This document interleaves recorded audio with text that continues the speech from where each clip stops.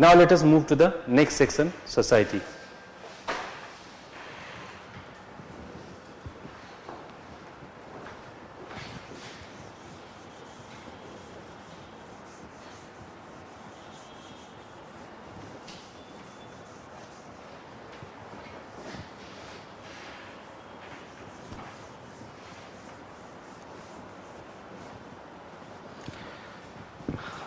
Now, if we need to discuss about the society,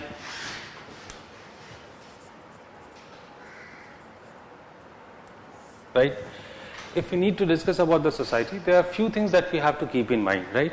That society, whenever you are talking about society, specifically that society, during this Vedic period, but irrespective of that, period, whenever you talk about the society, so there are few terms which are very important. Stratification in the society, right? That was there any kind of stratification in the society? If there was any, what was the basis of such kind of stratification, right? Apart from this, you can discuss about, this is the first thing. The second thing that we can discuss about women, right? Or that could be discussed, lower also. So the woman is the another category, right? Then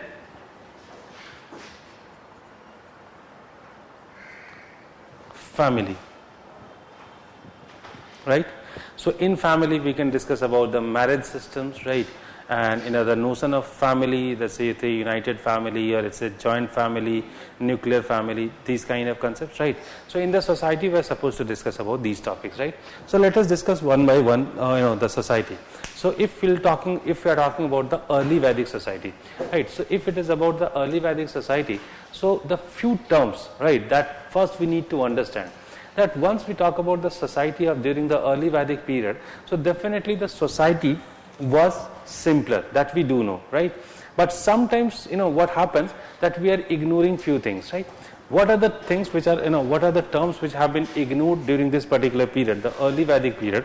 If we'll talk about the early Vedic society, in that case we'll find that normally there's an, broad structure which is there in our mind, that the early Vedic society was about Aryans, Dasas and Dasyus, right? So these are the three terms that we have seen.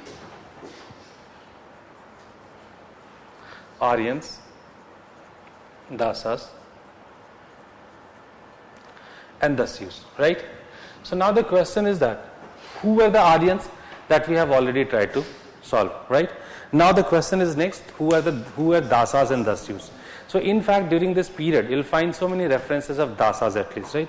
Dasas such as Devodas, Sudas, right? These kind of rulers could be seen. It means that Dasas were not a sort of a general community or normal community. Rather, we must consider that Dasas were actually the powerful communities, right? And the Dasas, like people such as Sudas and this kaun sa dusra bola maine, Sudas and Devodas, right? These were some powerful people, right? So in fact, as initially it has been very simply, very easily simplified, that Dasas, Aryans were those coming from Central Asia. The Dasas were those who were basically the early branches of Aryans, right? And Dasyus were basically the tribals, the indigenous people, right? But later on it has been said that it is a very simplified version, a simplified form. It is to some extent, we can say, or why to some extent, basically it could be said that this is not a normal division between the, Aryans, Dasas and Dasyus, right? Because, there is a very sort of, complex relationship between these three, right? Sometimes you'll find that Aryans are with Dasas, fighting against Dasyus. Sometimes you'll find these two are fighting against the Aryans, right? And that is why it is slightly becoming complex to, deal the nature of these communities. And that is why so far any, sort of, satisfactory answer hasn't come yet for the relationship between these three. And normally it has been said that if the way we have categorized the Dasas, Dasyus and, Aryans so far, that idea cannot be implemented in a simple way or in a simplistic way. So now people have started saying that the Aryans, there is no doubt in Aryans, right? So definitely these Aryans were those people who basically, came, the Aryans basically came in the late phase, right? So basically the Aryans which were coming somewhere around 15th century BC, those people who migrated in India somewhere around 15th century BC, these people must be known as Aryans, right? And in fact, these are the people who call or who migrated from that region to this region, right? From the Central Asia to Indian subcontinent with some new ideas, right? And because of that, these are called as Aryans, right?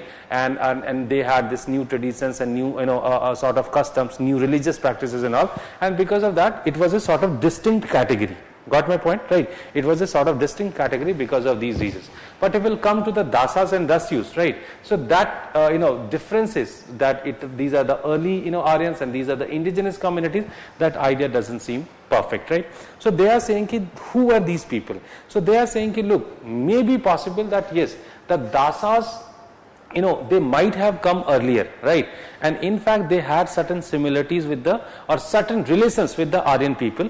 My possibility, I'm not saying it might happen, but at the same time, they got actually intermixed with the indigenous communities, right?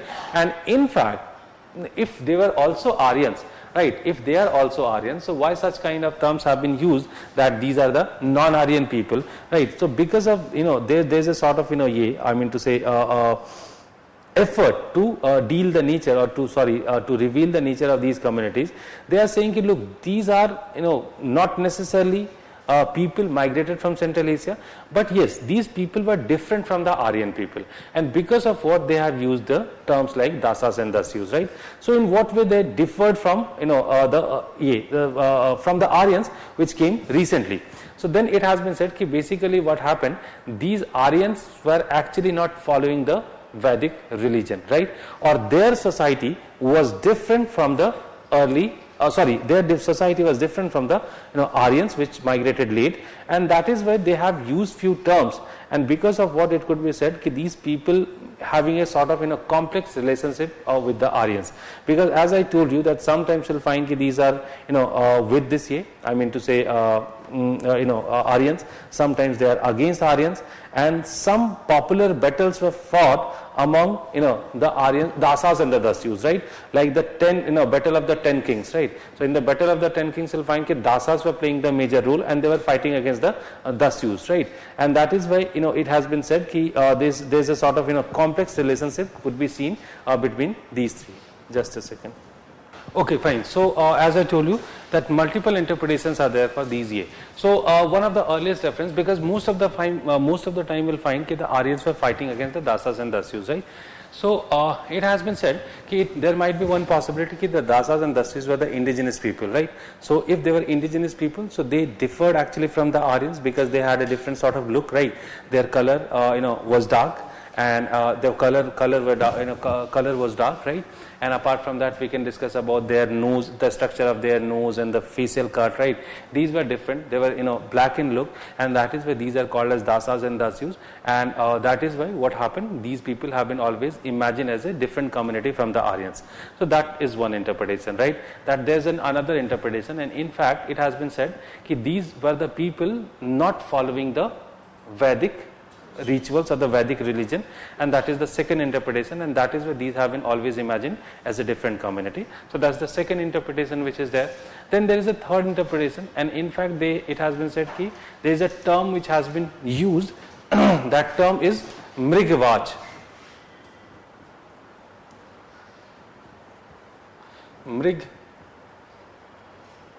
Mrigvach, right?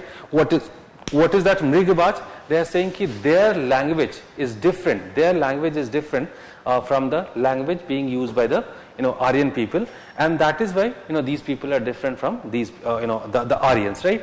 And some people are also saying that the Aryans had a clash against the dasas and dasyus, and mostly we'll find that dasas and dasyus have been discussed together, and that is why they have been always imagined as a indigenous communities, part of the indigenous communities.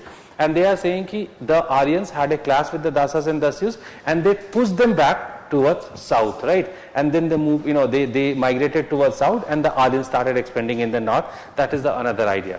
But as I told you in the beginning only, that some people say that dasas and dasyus were basically, initially I just told you for the dasas only, that the dasas were the early groups which migrated to this region, and in fact they found the similarities with the similar kind of words in the Central Asian region, such as dahu. There is a term that could be seen in Iran, and for the Dasyus also there is a similar term. So they are saying that these people must be from the Aryan community only, right?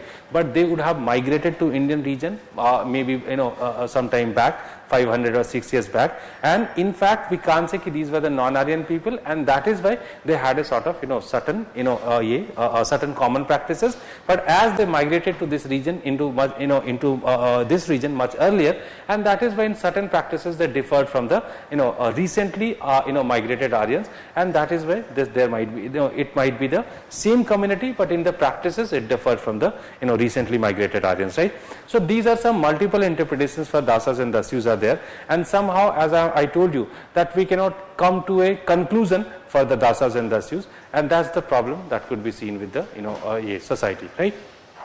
So this is one sort of categorization, right, that could be seen in the Aryan society during this particular period, or sorry, the Indian society during this particular period, right?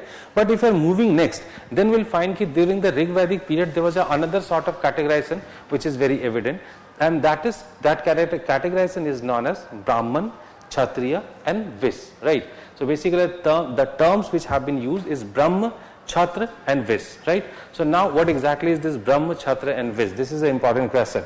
So basically they have, it has been said that these were certain categorization which were not the indigenous, or sorry, not the categorization used in Indian side, rather this categorization they carried or they borrowed from the Central Asian region. So there was a sort of division in the society, and mind you, the division in the society is more or less, if it is a sort of a society which have started producing a certain amount of surplus, right? So we'll find a sort of division, because to run the economy, to run the society, such kind of division was very much required. So as I told you that the three terms that could be seen, like the Brahma, Kshatriya and Vis, and in the Rig Veda you'll find the reference of these kind of terms till the 10th mandala, right? In the 10th mandala you'll find some different terms are coming. So till 10th mandala it has been said these three terms, these three sections were there in the religion, but there was no as such difference between all these communities. Getting my point or not, right? Matlab, these were not separated communities as such, right? These communities were having most of the common elements and the features, right? And it was not a sort of strict division, right? So for them, who were the Brahmins, right? So it was not necessary that it is always Brahman who is going to perform the duties of teacher and the person who is conducting the ritual, or the person who is chanting the hymn. If it is about Kshatriya, not necessary always that they are the people who are becoming Rajan, right? Because when we consider this polity of the Rig Veda, I never told you that there was any as such limitation that these were the person, right, will be part of the sort of Sabha, Samiti, Vidat and Gan, right? There was no as such categorization. And the same is Vis. Vis is basically common men are known as Vis, right? So basically, we must say that these were not any sort of categorization within the society. Rather, we must say that the Brahma, Kshatriya and Vis were sort of functions which were being played by the people, right? So those who were performing rituals, those who were chanting hymns, they were known as Brahmas. Those who were leading the clan or leading the tribal community, known as Kshatriya, and rest of the people were known as Vis, right? So somehow there is another, as I told you, that the term Vis, that term is becoming very important, because this term is marking the beginning of the Dasyas, right, or the third community or the third section of the society. So initially the society, this kind of division was there, and in fact we never should say it was a sort of any division as such, right? So we can't consider that a pure division within the society. Now, if we are moving to the later Vedic period with the same ideas, right? If we are moving to the later Vedic period, one more term, right? One more thing, or more concept, right? When you talk about this Rig Vedic period, so the term Varna refers, or it reflects in some of in some of the places, but by referring the term Varna, they never meant from this division that just now I discussed. For the Varna was basically a term to define the Dasas and Dasyus rather than the Brahma, Kshatriya and Vis, right? That term was definitely not meant for this. But if we are moving to the later Vedic period, then here the society is getting changed, right? And here you'll find, as I just told you about that stratification, right? So one thing that I already told you, that by the time of later Vedic period, these terms are not very much evident. The what terms? Aryans, Dasas and Dasyus, right? So it means that now that categorization or that division was over, right? And in fact it is again one of the example for intermixing within the society, right? And then we find that yes, after that now the function that sort of division is not there, but now we find that division of Brahma, Kshatriya, Vaisya and Sudra. Now this division could be seen in society, but as I told you that for this division this term has not been used, Varna. So that division is there, but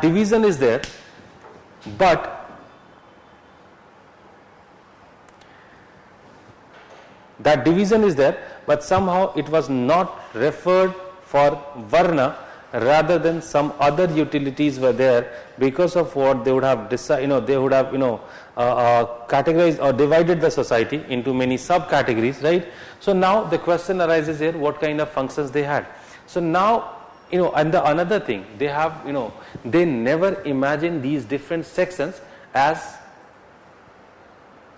different groups or different varnas, right? Like that they consider, I hope you must be knowing about that theory, that the Brahmanas were coming out from the mouth, the Kshatriyas from arms or shoulders, right? And the Vaisyas from thigh, and the Sudras from feet. Did you get the meaning of this? क्या समझ में आया? ऐसे बोल दिया yes?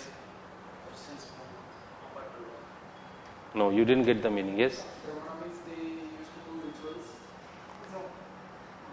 They, sorry? That is true, to some extent that is true, but I think you are not getting that meaning what actually I am trying to tell you, right? They all are part of a single body. Try to get my point. Getting my point or not? So the sort of imagination that we do have for the Varna system, that it was 4 different sections in the society, that is not true. They did not imagine the Varna system in that order, right? For them, these are part of a single society, right? Or single body, right? That's the symbolic presentation of that, right? It's a symbolic presentation of that. They all are part of a single body, or we can say they all are part of a single society which had different, that's it, right? So they did not imagine. There might be, what she said, to some extent it is true that it shows the social status of the sections, right? But it doesn't mean that they were considered outside of the the body, right?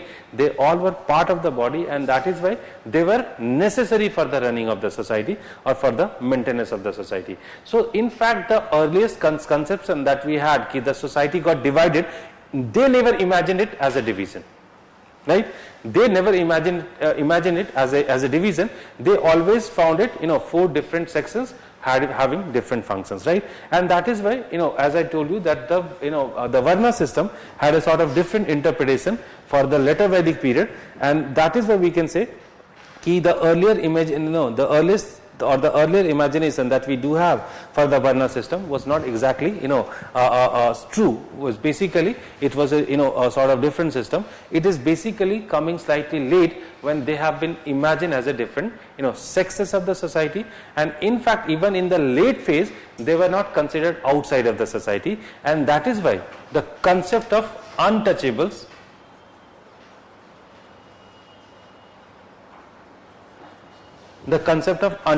came, right? Now this untouchables is outside of that Varna order, right? So for them what happened, this is the 4 Varna, and in fact that term has not been used a single time, these are Varna, and that is why any sort of color differences between these sections, and that is why these kind of things are happening. No, they did not have such kind of imagination. They simply said these are different sections for the body part, right? Or different body parts. These are the different body parts. They all had different functions, and they could not change their functions, right? And we imagined it in a way it was nothing but a sort of birth of the Varna system, and that varna became birth based, right? To some extent it is true also, and as I told you earlier also, this was just to maintain the agriculturist society, because now the functions had to be defined very properly, the brahmanas. And as I told you that initially the agriculture, to some extent the agriculture has started, but it was not still producing that amount of surplus. But gradually what happened, gradually you will find that the surplus is coming, and now such kind of strict rules has to be defined, right? And that is why through this they just define their role, that the brahmanas are going to conduct the rituals and sacrifices. बारिश नहीं हो रही तो ये लोग बारिश ले आएंगे, ठीक है, पूजा पाठ करके, ठीक है, अगर फर्टाइल नहीं है उसको तो फर्टाइल कर देंगे, ये सब काम वो लोग कर देंगे. क्षत्रिय क्या है, they'll provide the protection, right? And the Vaisyas will do the agriculturist work. They are the people having the technological knowledge of the field, right? A field matlab, it may be of also craft also, it may be of trade also, it may be of agriculture also, and the Sudras are providing services to all these sections, right? So initially it has been said that the Sudras were not functioning or not working in the farm, they were just providing the domestic help. That idea has been later on negated, and now we do accept the role of Sudras even in the economy, right? So they are not different from economy. So the imagination that we do have for the Sudras, that this is the alienated section, these were the untouchables, these all are wrong. मेरी बात समझ में आई आपको? कोई भी concept Sudra के साथ सही नहीं है. Sudras were very much part of the society, right? They were never considered untouchables, right? They were living in the village only, right? They were helping in domestic works, but mostly they were working in the economy, maybe in farm, maybe in craft practices, right? And some other things, right? So all such kind of things are there. So I think it is more like a group working, right, rather than creating divisions within the society, right? It was a sort of coordination which has been shown, but now these functions had to be controlled. Otherwise, what is going to happen if this particular varna or this particular section would have stopped working? There might be problems. Same is true for this, same is true for this, and same is true for this, because they all had different functions, right? So that is why just to stop such kind of practices, that is one interpretation, right? To just stop such kind of practices, what they did actually, they tried to get such kind of strict division, right? But at the same time, I just told you that normally the agriculturist people, and in fact in some of the texts now we have started accepting that Sudras were agriculturists actually. They were practicing mainly the agriculture, and that is why what happened. They normally as I told you that the indigenous people already had this practice of agriculture, OCP culture, right? And they already had this agricultural practice, and that is why what is happening now. They should be actually they should continue that work, right? And they should be incorporated within the society, and that is why indigenous people were brought under this system. They have been given the place of Sudra, not generally, right? Sometimes you'll find that people have been given status here and here also, right? Less chances are there to be Brahman, but Kshatriya, Vaisya and Sudra, they might be, right? And of course the reference of untouchables are there, such as Chandal and all, but these references are very minor or very rare, right? Normally we don't say that this is one of the dominant section of the society, and there were so many heinous practices which were being I mean in that way they were treated like so somehow we cannot say that, right? So Varna system, the earlier imagination that we have, that it created the social division, right? It exploited, it started the exploitation of the Sudras. Nothing is correct, right? So if you are writing any answer about the Varna system, so you must have a different treatment towards this system. Yes, untouchables is the section, right, to whom they treated badly actually, that too not initially, right? That treatment is beginning only after a certain period of time, when they got the concept of malichas and all these, right? So what was the role of untouchables during that society? Like initially that, as I told you, the Chandals, right? The Chandals had such functions like in the death bodies and the graveyards and the burials, right? So there they had such kind of role. So they were also the part of the same society. Suppose if somebody is dying of Brahmans or I just told you that somebody who is falling outside of the Varna system, they are not part of society. They are not part of society, right? So they are outside of the Varna system. It means it was not about Vedic society. It was something outside of the Vedic society. They were something outside of the Vedic society, right? So definitely they were not part of Vedic society, right? In Rajasthan, and they wanted to bring in reservation the Bhil Meena, right? And just by mistake they put a comma between Bhil and Meena, and Bhil was also a caste, tribal caste, and Meena was also a sort of normal caste, right? So Bhil also became ST and Meena also became ST. But it was actually Bhil Meena which should be given the status of. So these kind of confusions, there was lots of such kind of confusions, right? So we didn't know about exact definition of this Hinduism. It's much controversial religion, right? And I'm proud to be part of this religion. Okay, I'm just kidding, right? So somehow, this is the religion and society we need to discuss here. So in tomorrow's class, we'll finish the society. And one more thing. So now I think the whole conceptual clarity is there. Any doubt after the society, there won't be any doubt, right? And I think you people have noted down the points also, right? Now there are few sections, right? Such as I'll just took the polity and I'll just tell you something, right? In a order, right? That will at least remember, okay, if question is coming on the polity, in that way it should be discussed. Religion, again a paragraph, right? The same is true for the economy. Yes, once we'll come to the society, we'll need to different, like Varna system we'll discuss separately, right? And then the system of Vis, right? And then ashram system. So there were few topics that could be discussed separately because the questions could come from there, right? Otherwise, the chapter is done, right? So maybe tomorrow and day after tomorrow's class, I'll end this topic also. Which Vis? Yeah, Vis. That meant common man. Common man. Yeah. Right? I think we have started discussing society, right? So we did discuss about the Varna system. Yes, we did. Yeah. Yeah, we discussed about the Varna, right? And now the another aspect which is left, right? And that is regarding basically the status of women, right? I think we have discussed about the structures, dasas, dasyus. Then we did discuss about the Varna system. We discussed about the Vis. Vis? Common man. Okay. So basically the concept of Vis got slightly changed during the later Vedic period. As I told you that initially the imagination for the Vis was common man. So everybody who was part of the sort of a clan, right, or the community, these were considered as Vis, right? But that particular term itself got changed the meaning or got the different meaning in the later Vedic period. And what kind of changes could be noticed? So somehow Vis, a general term, right, that started with a very generalistic kind of meaning, and then during the period of later Vedic period it became so specific, right?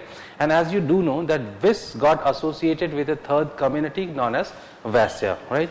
So Vaisya was the third stage of the Varna system.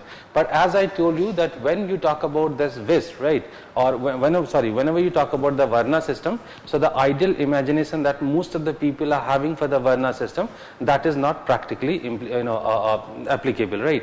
I just told you that the Varna system had always has been imagined always by the historians and the people, by the normal people, that it is something which created the division in the society, whether that idea was absent in the later Vedic period. So in fact, the thing that you must realize that whenever you talk about any sort of stratification in the society, that stratification is just used. To maintain the society or to run the society, because until and unless you divide the functions of it, functions of different sections of the society, you won't be able to run it properly. And that's the reason that we do find that in the Western societies, maybe it was regarding class. Even in the Greek society, if we'll compare or if we'll talk about the Megasthenes writing Indica, right? So there also we'll find that he has discussed about the division in the society. The same is true for Al-Biruni also. Once Al-Biruni is coming in the 10th century, he has also discussed about the sort of division in their society, right? In his society. So look, division is a reality of all the society. So if you find, and that is why I just told you that whatever the the system which is coming into the society, there might be some practical use of the division, and that is why these kind of divisions are coming into the society. So if you think that Varna system was just created without having any logic or without having any utility, that is not that is not true, right? So basically the Varna system, it was not more related to the caste or something else. It was more related to class or economy, and that is why, as they had to assign different functions, and that is why what happened, they divided the Varna, right? And in that Varna, the Vis, now that has become a specific category, and that has been placed into in the third stage, right? Look, once I am saying, there's another thing that I need to discuss here. If I am saying ki Vis is the third category, so I think Vis always remain in the third position, but there is some dispute regarding the first and the second position, because in some of the texts you'll find that Kshatriyas have been placed first and then the Brahmanas have been placed, right? And in most of the other texts you'll find that definitely Brahmanas have been placed first and then the Kshatriyas are coming. So that division was not very strict, because as per their own interpretations, they have made this division, right? And somehow it's basically about the dispute between the Kshatriya community and the Brahman community. So I think one more thing that we need to understand once we have started discussing that, so let us talk about that. Look, whenever you talk about this Brahmana and Kshatriya community, you'll always find a very good coordination between these two, right? And in fact, without their coordination, it was not possible to basically to go for the expansions, right? Because I think, did I discuss this topic? Acha, I have already discussed, right? Their coordination was very much required. So somehow, and there was a dispute also, because both they both thought in a way that they are the actual runner of the society, they are the maintainer of the society. The Brahmanas thought that they are just performing the rituals, and because of what the society is running. Whether the Kshatriyas were thinking in a way they are the people working very hard for this society, and they are responsible, they are the responsible factor for running of this society. And that is where this dispute was always there, and finally that dispute, the apex of the dispute could be seen during this 6th and 5th century BC, when you find that Buddhism, Jainism and all such religions were basically started by the Kshatriya people, right? There was no as such person who was coming from Vaisya community or the Sudra community, and most of them were coming from the Kshatriya community. So somehow it has been concluded by historians in a way, just because of this particular class which could be seen, because there's, as you do know, that Kshatriyas were somehow earning the surplus, right? Making the surplus, not making the surplus, they were just extracting the surplus from the from the Vaisya Varna, right? And that surplus has been extracted from the Kshatriya Varna by the Brahmins, right? Just in the name of rituals and all, and that is why they were not pretty happy with that. But somehow they could not leave the leave the Brahmanas, because Brahmanas were somehow doing the process of Aryanization, and that process was somehow very important, and without that process they could not even imagine to expend it, and that is why this was necessary. So this system this system continued till the 6th and 5th century BC, and then gradually some problems started. But somehow, once I say some problems started, it doesn't mean that nexus that nexus which we are talking about, that completely became sort of extinct, right? That we can't say. Definitely that nexus continued, and in fact till the coming of the Muslim people, you'll find that this nexus was very much working, and there was no as such problem. But yes, in the 6th and 5th century BC, for a certain time being, you'll find that problem, right? So apart from this, as we have started discussing about the Vis. So as I told you that Vis is the community, right? And that was placed in the third place, and now the third stage, right, or the third layer. And as I told you that this community has become the most important community in the society right now, because as I told you that initially it has been assumed that okay, the Vis were the only people participating in the mode of production. Although later on this idea got changed, and in the last class I just told you that it is not the Vis community which was completely handling the economy, rather we'll find a very good role of the Sudras also. And now this is a established fact that the Sudras were very much part of agriculture, and in fact in most of the cases we can say that agriculture was being handled by them. Definitely the land the once we'll talk about the ownership right, Now, in that case, you'll find, the ownership right was definitely, or we can say mostly with the Vasa community, right? And somehow the ownership concept is not very, dominant during the later Vedic period, but gradually that idea is coming. And once that idea is coming, so mostly you'll find that it is with basically the Vasa community. But at the same time, you can't ignore the importance of the Sudra community, because it has been very clearly written in Arthashastra that whenever you need to make any land or bring any land, under cultivation, you need to get the support of the Sudra community, because they are the hardworking people, and it is only possible for them to cultivate new lands, right? Those lands which are virgin, those which are barren, right?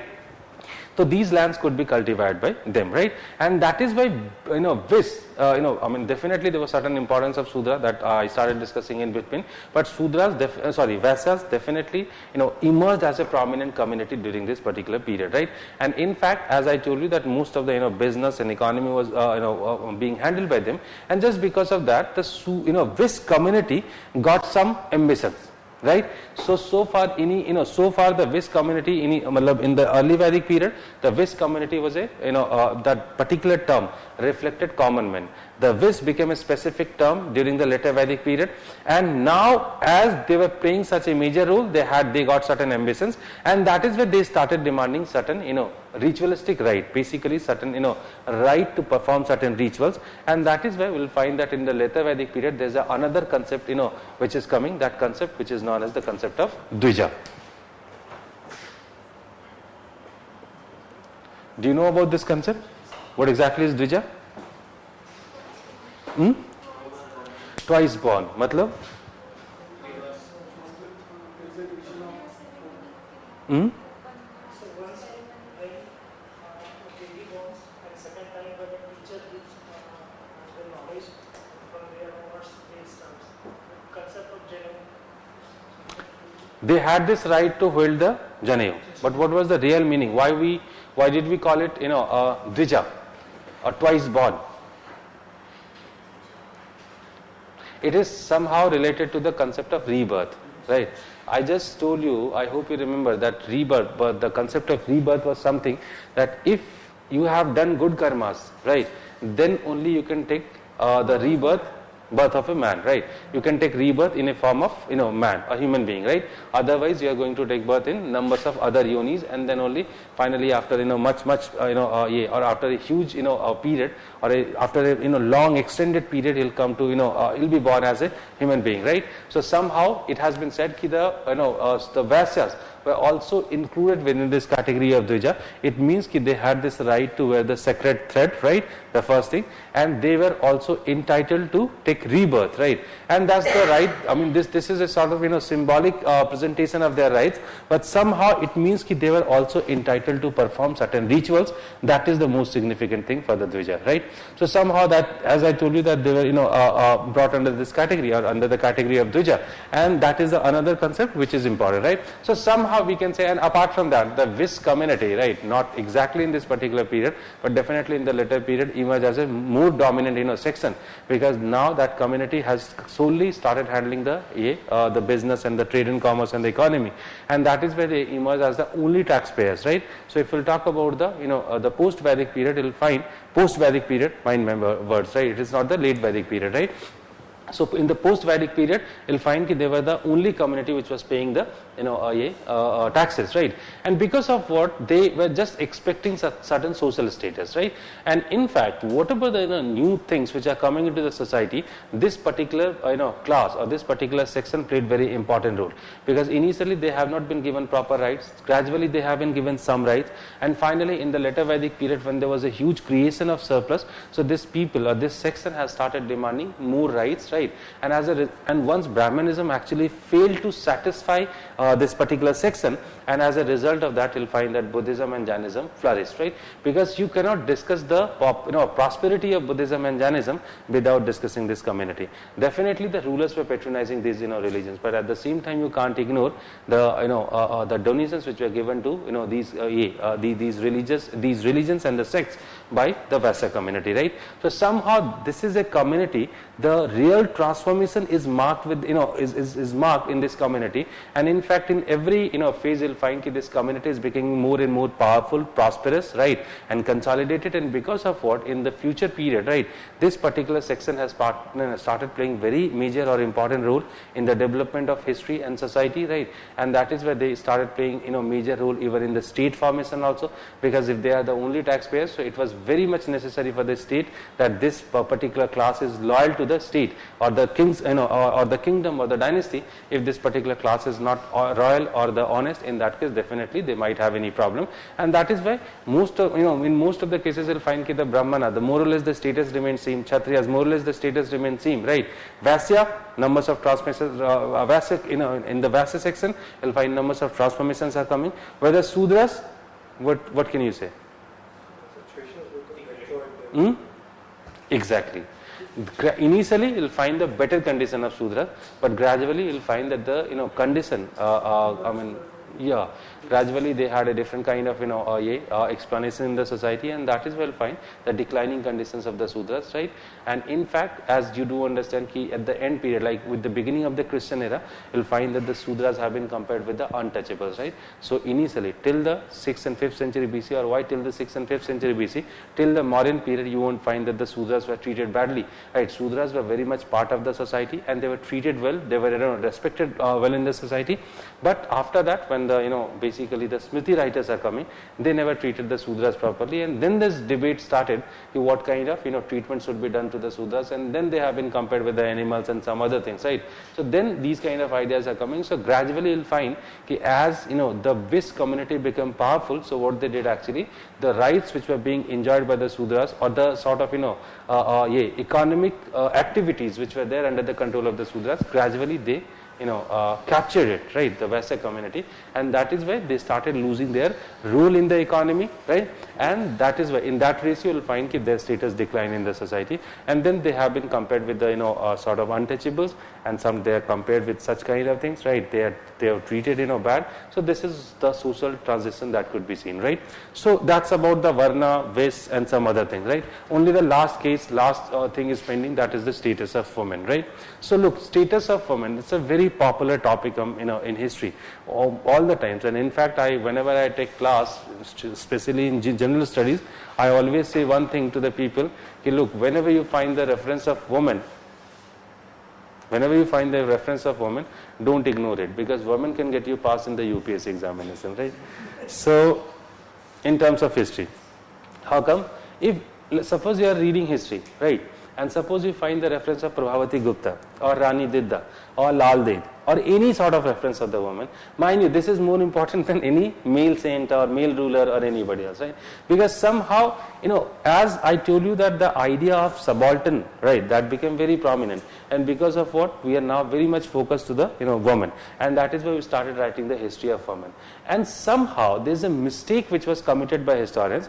They made women as a distinct community or the section of the society. But do you think that the women are a separate or a sort of a distinct community or section as such? No, they are part of society, right? And in fact, can you imagine that you can study the history of women without studying the history of male, right? This is not possible.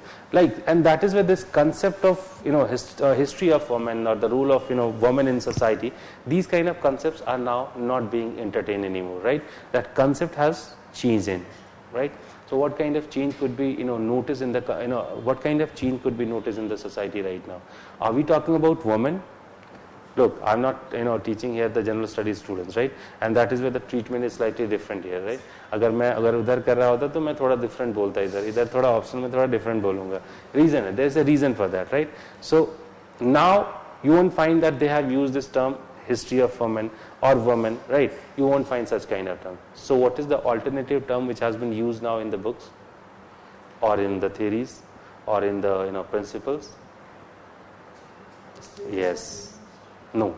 Now we have started using the term gender studies, right? And gender मतलब तो female नहीं होता ना, gender में तो male और female दोनों आते. Why this change? Why this change?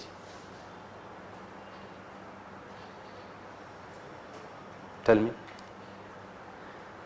Initially we talked about women studies. Now we people are not talking about the women studies, right? instead of calling women studies, now in most of the places it has been done like gender studies and the gender department, but in the name of gender we are studying women. That's a different thing, right? But somehow we UPSC की बात नहीं ना, ये academic में change है ये।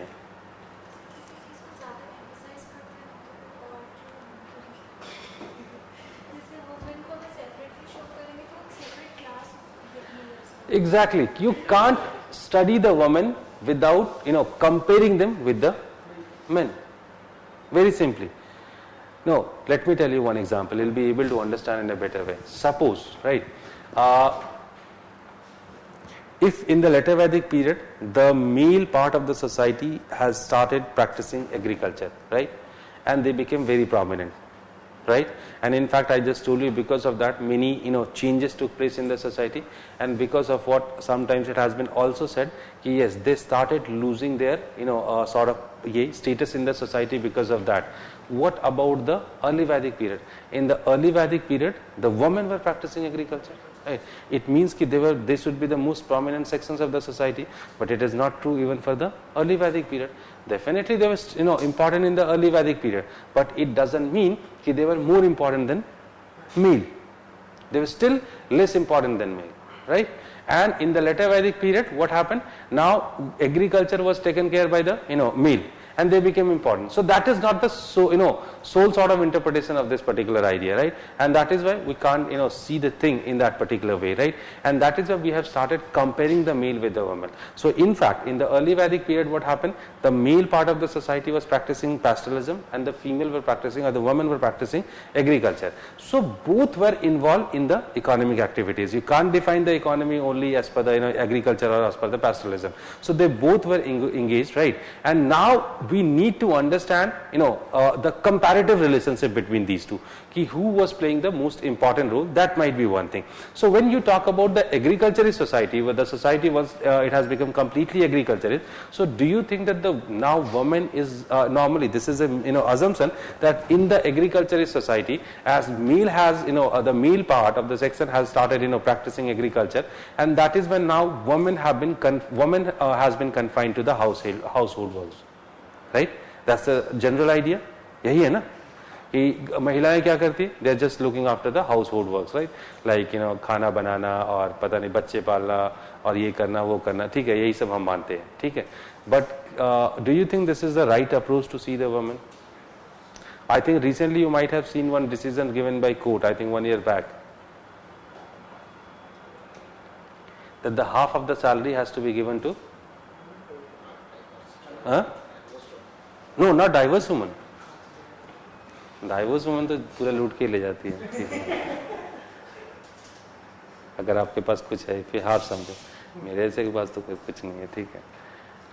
I think you people didn't notice that the decision of the Supreme Court. Now the male has to give they have to give the half of the salary to the woman, right? The woman who is not working anywhere, the woman who is completely taking care of the the household works, right? So half of the salary has to be given. After that much hangama happened in every house, right? And they all started demanding half of the salary, right?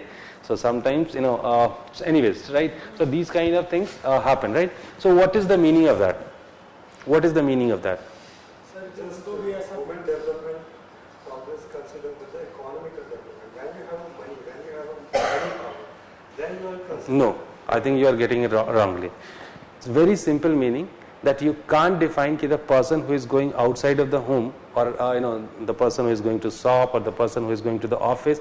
This cannot be defined as work, right? The things which are being done in the home, right, or the domestic works are also defined as work, right? And that is why they must be paid for that, right? So in fact, this is the new change that has come, and that is why we have started thinking into various directions now. So the first thing, that if you think that the women were not working anything in the family, right? Now they are not going to the farm, now they are not looking after some other things related to agriculture and trade and commerce, and if it cannot be perceived in a way that they were not contributing towards the economy. The first thing. The second thing, their capacity to produce the child, right? That has been also considered as one of the most important tasks done by the woman or work done by the woman. It's the second thing. And the third thing, you can't simply say, understand the or you can't, very simply you cannot say that agriculture, suppose we are talking about sort of evolutionary society, so that is why I am taking again and again the example of agriculture. Once the male are practicing agriculture, it doesn't mean that the women are not doing anything, because most of the works, the secondary works in the agriculture are being done by the woman. ठीक है, फसल जो है food grains को हम जो लेके आ जाते हैं, and then threshing, right, and then getting the real, removing the unnecessary parts, right, the husks and other things, right, for the rice, right, all these things are being done by the woman, and that is part of the agricultural work, right? But these were always ignored, and that is why it has been said, look, after considering all these 3 points, you can't simply say that the women were not contributing in the field of economy, and that is why now once we have started started studying women, so we have to, or we need to consider all those 3 points, and on the basis of that we'll try to evaluate the status of the woman during the early Vedic period and the later Vedic period, right? So I think now you are clear that gender is something else. It is basically the study of women as compared to male, right? It is not about the study of women simply. वो कितना काम कर रहे हैं और ये कितना काम करी, it's a sort of comparative study. ठीक है, it's a sort of comparative study, right? And that is why we need to study the woman into in that regard, rather than simply कि वो okay, woman did this, woman did this, woman did this, and something like that, right? The first thing. The second thing, sometimes it happened that we have desperately met the woman subaltern section, right? Why? Because women were never that much less important as we have normally assumed. Most of the time we say that women were weak, women could not do anything, women were they were actually not capable of doing anything. That's a a normal assumption. But now historians are saying that basically this is not true, that women could be always assumed in this way, right? Women were never having such kind of such kind of treatment, and women were always important in society. This in most of the cases they have played very important role in decision making, and in fact in a scattered form we do have numbers of references where women were playing very important role. I just told you about Prabhavati Gupta. I just told you about Rani Didda. I hope you must be knowing about that lady from Karnataka. What was her name? Rudramma, right? Rudramma Devi, right? So many important bhakti saints such as Lal Ded, and then that lady Mirabai, Andal, right? So even you'll find the role of these people, of the woman, even in these kind of this sector also, right, or this field also, right? So women were always playing very important role, and of course we cannot miss Noor Jahan and that lady Rajia Sultan, right? So in fact, if even in the 13th century, if a lady is becoming ruler, if in 4th century AD, right, a lady is becoming ruler, so it is not only symbolizing, or it is not only reflecting a single lady. It means that people even could dare to make a lady as ruler even in 4th century AD. Getting my point or not? Right. So it cannot be assumed in that way that it's a mere, or it's a sort of exceptional case. It is not about exception. If the women were so so non-important in the society during that ancient India or the medieval India, how come even they could imagine to giving or declaring the woman as a ruler, right? And in fact we don't have a single example, we have multiple of such examples, and it is very clearly proving one thing, it was a sort of creation by the historians, right, or the authors, that they always assume the woman as a most negligible section of the society, which is not true, right? So as I told you, that we will consider the same sort of things for talking about women, or for studying women in the early Vedic and the later Vedic period, right? So let us talk about the early Vedic period. So if we'll talk about the early Vedic period, so what kind of treatment was there with the woman? Normally there is an assumption that the woman, it was the golden phase for the woman in history, right? And why it was golden phase? Because there were so many things which were not being practiced by the people. So what kind of things were not being practiced? So normally to some extent it is true also, I must say you, right? What kind of things were not there, such as child marriage was not there, right? The sati was not there, parda system was not there, right? Widow remarriage was there. They had certain kind of property rights. They were entitled for the education. They were entitled for the Upnayan samskaras, right? So all such kind of things have been said. decision making, right? So, sorry. Yeah, they were participating in the political assemblies and the political institutions, right? So just by proving all these, giving the evidences of all these things, right? He very simply said that women were actually enjoying good status in early Vedic period. Now you just tell me what happened suddenly that in the later Vedic period they lost their status, right? Again, I must say you one thing, the changes are not taking place overnight, right? So the changes are always gradual. And after the later Vedic period, you won't find that the status of women decline in the same pace, because from the early Vedic to later Vedic, there was a drastic change. The whole, the table was completely turned, right? But can you say the same thing for later Vedic period to the Mahajanpada period? उतना परिवर्तन है, उतना transformation नहीं. अभी transformation का pace धीरे हो गया. तो इसके पीछे एक लॉजिक है. There is a logic behind that. The first, we have overvalued early Vedic period. And there is a reason for that. What is that reason? Why did we get such kind of concepts? That women were highly respectable, they were playing most of the important roles in the society. Egalitarian society where all were considered equals and there was no kingship at all. History was written by the nationalist historian who were to give the reply to their history. That was the reason we started. Okay.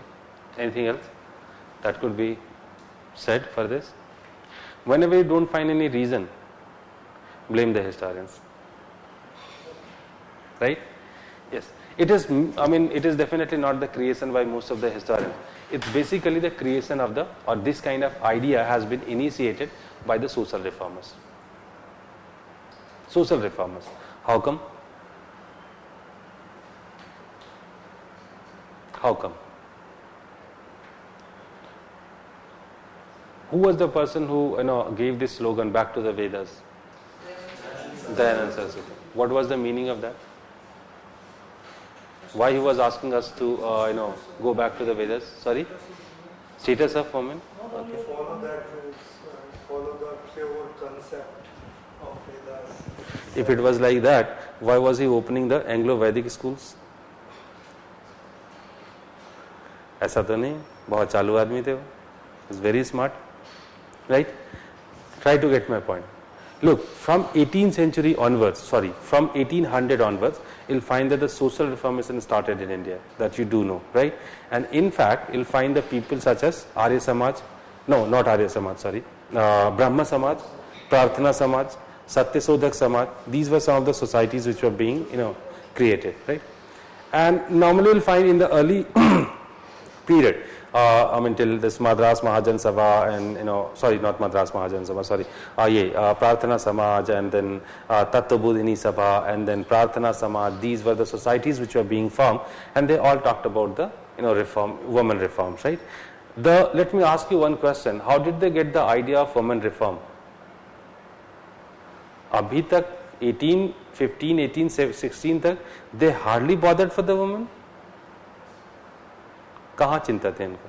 जैसे women है वैसे है. Nobody was talking about any social reformation movement that you find before 1820s.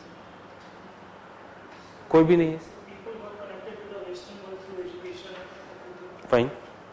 They reached there to gain the knowledge. Right. And this is the reason they saw that the status of women is different from the Western world. So they tried to apply the same. Did they really liberate the women? They tried their best. क्या try किया? क्या try किया राजा Ram? Raja Ram Mohan Rai tried to end the sati system. Was it ended? Was it, the last phase when the sati was practiced? Even on 1987 there was a practice of sati in Rajasthan, Roop Cover case. So it is not about the ending practices, it is about changing the... Okay, fine. I got your point. Acha, you just tell me one thing. If you really want to change the status of women, it's not a common, don't you find that it should be more, practical idea that while you are trying to reform the society, you would have brought some of the women in that society, and through the women you would have tried to get the, get those changes. Have you ever seen that the women, those exploited by male, and now the male are trying to talk about, their reformation? कभी होता है ऐसे? आप खुद शोषण भी करते हैं, अभी ऐसे होता है, ऐसा नहीं है, बहुत सारे ऐसे आश्रम आजकल चलते हैं जहाँ पे एक तरफ बाहर कुछ बोलते हैं अंदर कुछ और होता है, ठीक है। अभी ये तो मतलब बहुत हिपोक्रेसी है, ये तो छोड़ दीजिए सर। नॉर्मली राजा राम मोहन राय वैसे आदमी नहीं थे, ठीक है।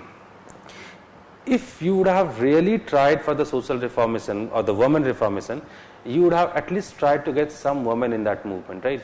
But you won't find a participation of a single woman in Brahma Samaj, Tattvabodhini Sabha, or any other Samaj that you talk about. कोई भी महिला नहीं है, ठीक है। तो ऐसा सोशल रिफॉर्मेशन देखा है जहां पे मेल जाके बोलते हैं हम सोशल रिफॉर्म करें, हम वुमेन रिफॉर्म करेंगे। अरे यार ये तो खुद ही शोषण कर रहे हैं उनका।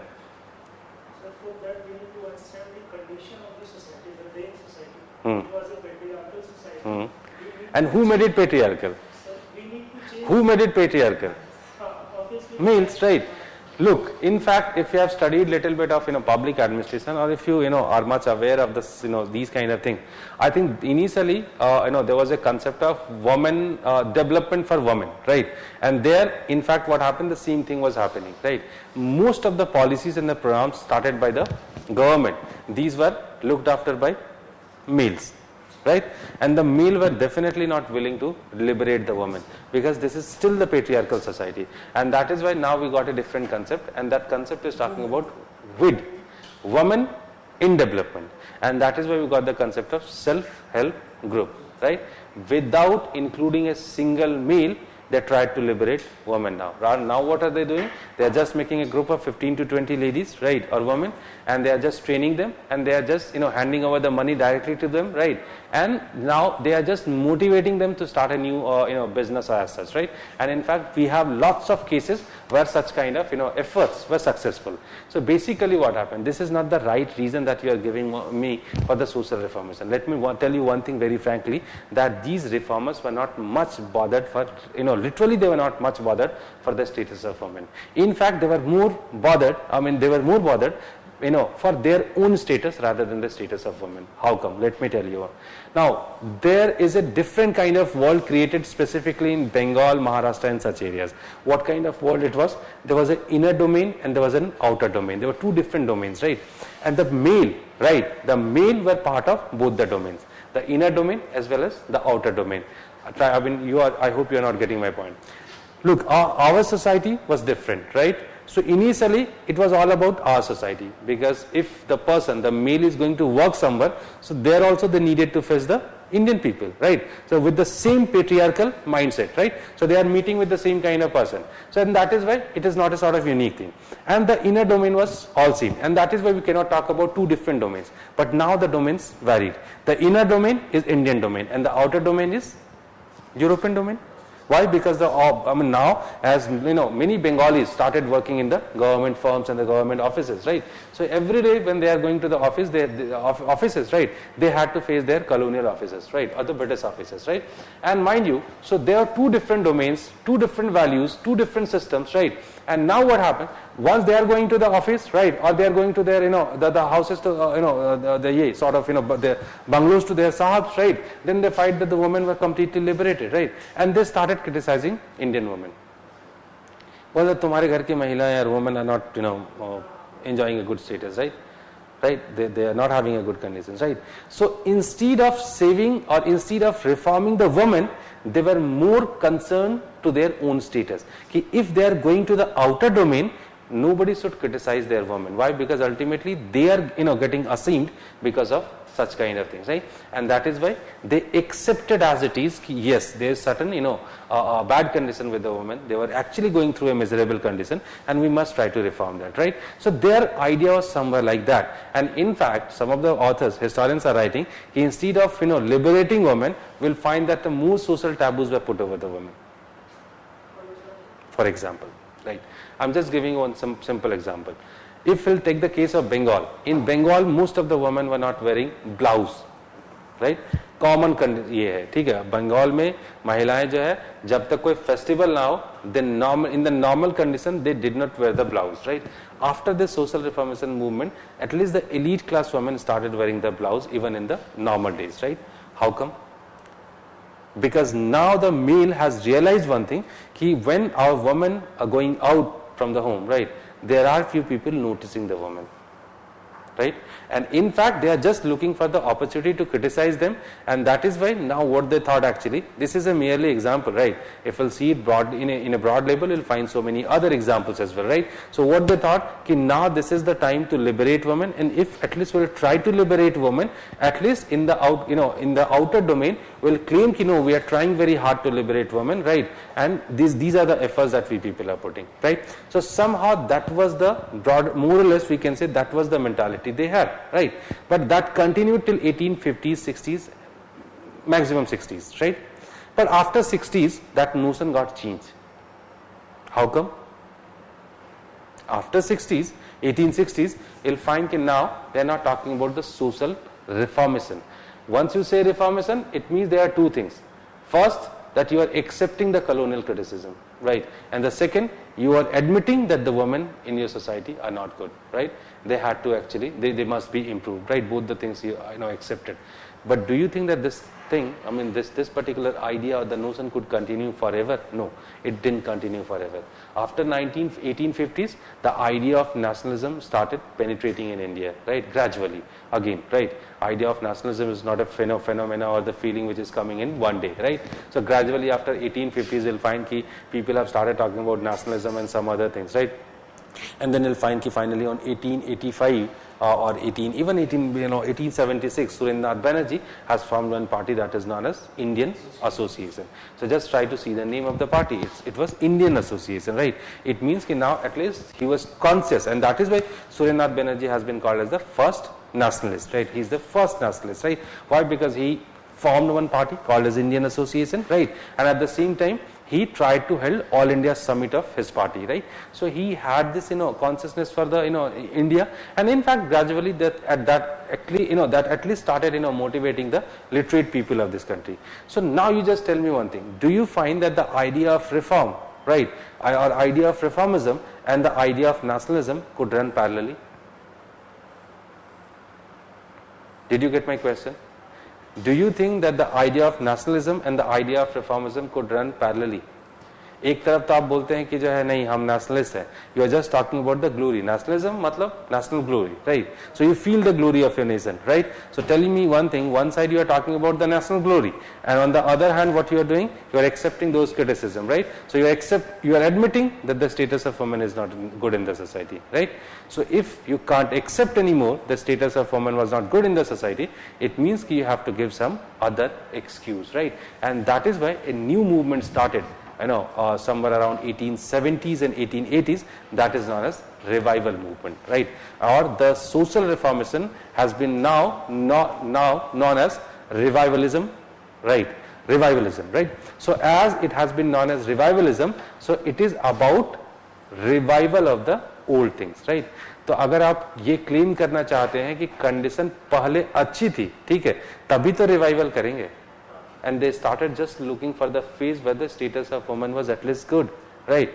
And there was only one phase in Indian history where they found the status of woman was slightly better, right? And that phase was. So what they did actually, and in fact, when you talk about revivalist movement, I hope you are getting the point of, I hope you are you are recalling the name of Dayanand Saraswati, right? So he started this Arya Samaj movement. He did understand modernity, right? And he did respect the modernity also. And that is why when he was starting his school, he called it Dayanand Anglo-Vedic School. So he knew that Western ideas or the Western value of system or Western education of system is much more ahead than the Indian system, right? And that is why he talked about the Anglo education. But at the same time, he could not completely ignore the traditions, right? Because it is about nationalism, and that is why he talked about the Vedic also, right? And that DAB school, still these schools are functioning.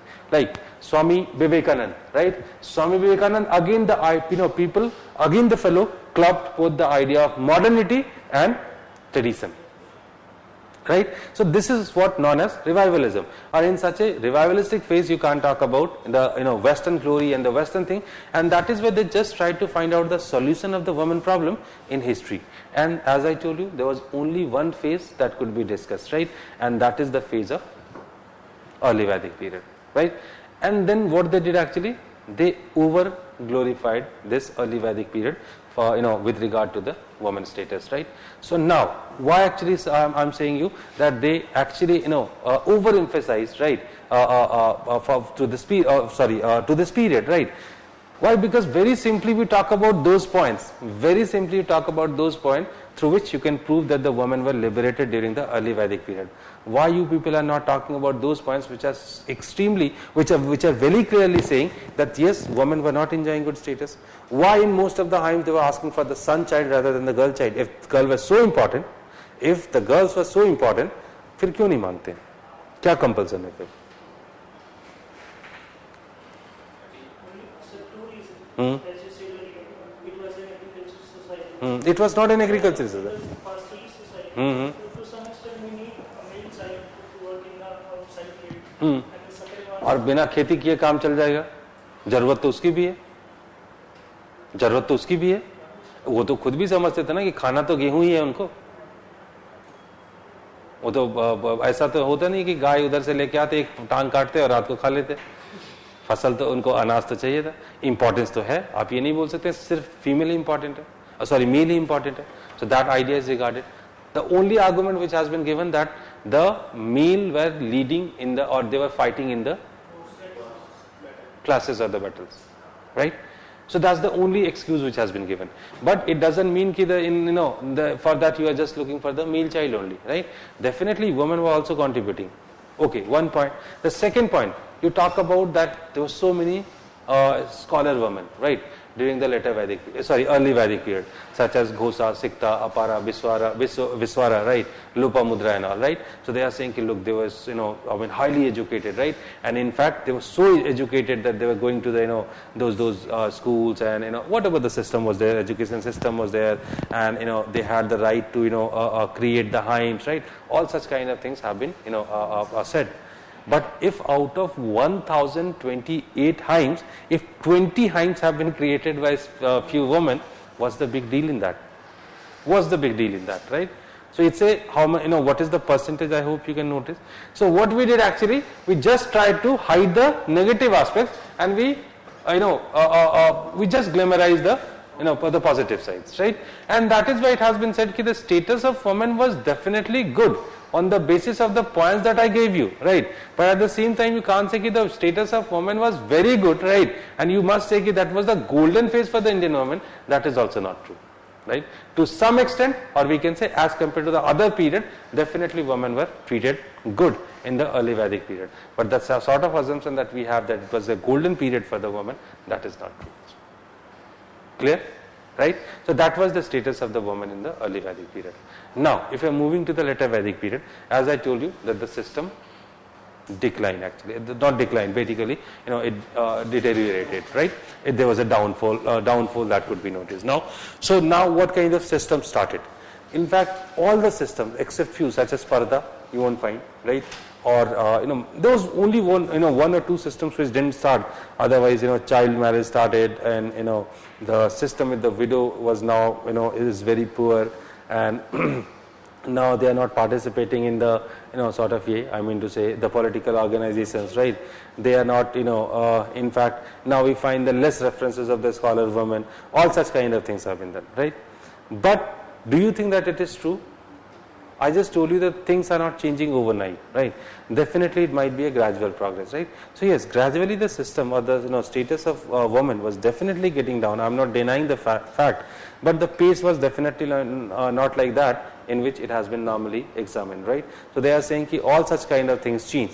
Yes, there are few things which change, and there are few reasons for that because of what it changed, right? So now what kind of things started basically? What kind of things started? So okay, all such systems started to some extent, right?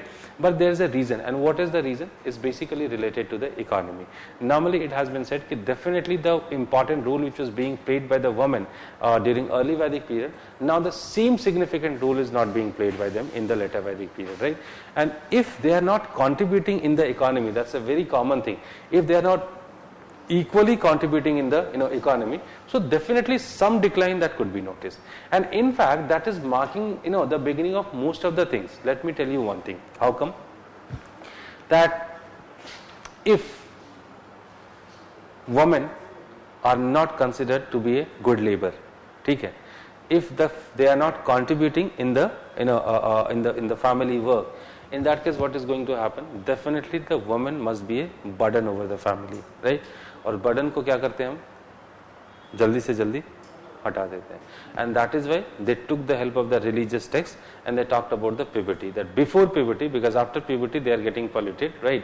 And before puberty they must be married, right? एक concept निकाला और child marriage का concept हो गया, right? But this is not the only reason for the declining condition of the women. There are some other reasons also.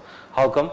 Look, if we'll talk about that now they are not participating in the political system, but it is not true here.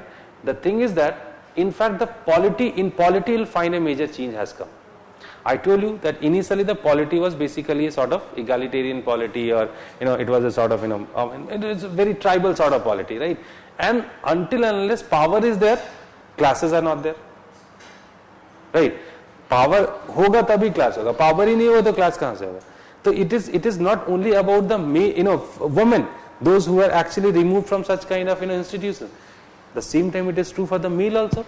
Initially I told you that Vidat and Gan used to be the very important organizations, but now it was only confined to the Sabha and Samiti, and these were the small organizations, right? So now it means that only those people remain in the political system, those who are playing some important role, and those who are trying to grab the surplus from the society in the name of such kind of system, right? So now it could not be shared by everybody, because definitely they needed some people, those who are part of mode of production, rather than they are sharing that surplus, right? So they needed such kind of people. So of course the women had to be removed from there. So women were removed, right? Now the next thing is education system. It is again a wrong thing to say that now they are not getting access to the education, right? How come? Because if we'll find certain names during this early Vedic period, so we do find certain names even in the later Vedic period, like Gargi is there, Maitri is there, right? और कौन है? नहीं, अपाला तो early Vedic period में थी. Gargi is there, Maitri is there. 2-3 more names were there, right? I'll let you know, right? So somehow you'll find that still some important women are there, scholar women are there, and in fact they are still contributing in the those religious and sort of creation of the hymns and all, right? So we can't say that now they were completely removed from the system, they are not anymore part of that system. That cannot be said. There might be some decline, but not definitely. Of course, if we are child marriage started, in that case, definitely you'll find a sort of declining educational level in the among the women, right? But you can't generalize that idea. So more or less, we can say if you do have this idea that the status of women got completely declined, that's a I mean, there's no as such baseless evidence. Sorry, there's no as such solid evidence that we do have, right? This is a baseless idea, right? So neither the status of women was very good in early Vedic period, nor it declined drastically in the later Vedic period. That's it. Is the idea clear to you?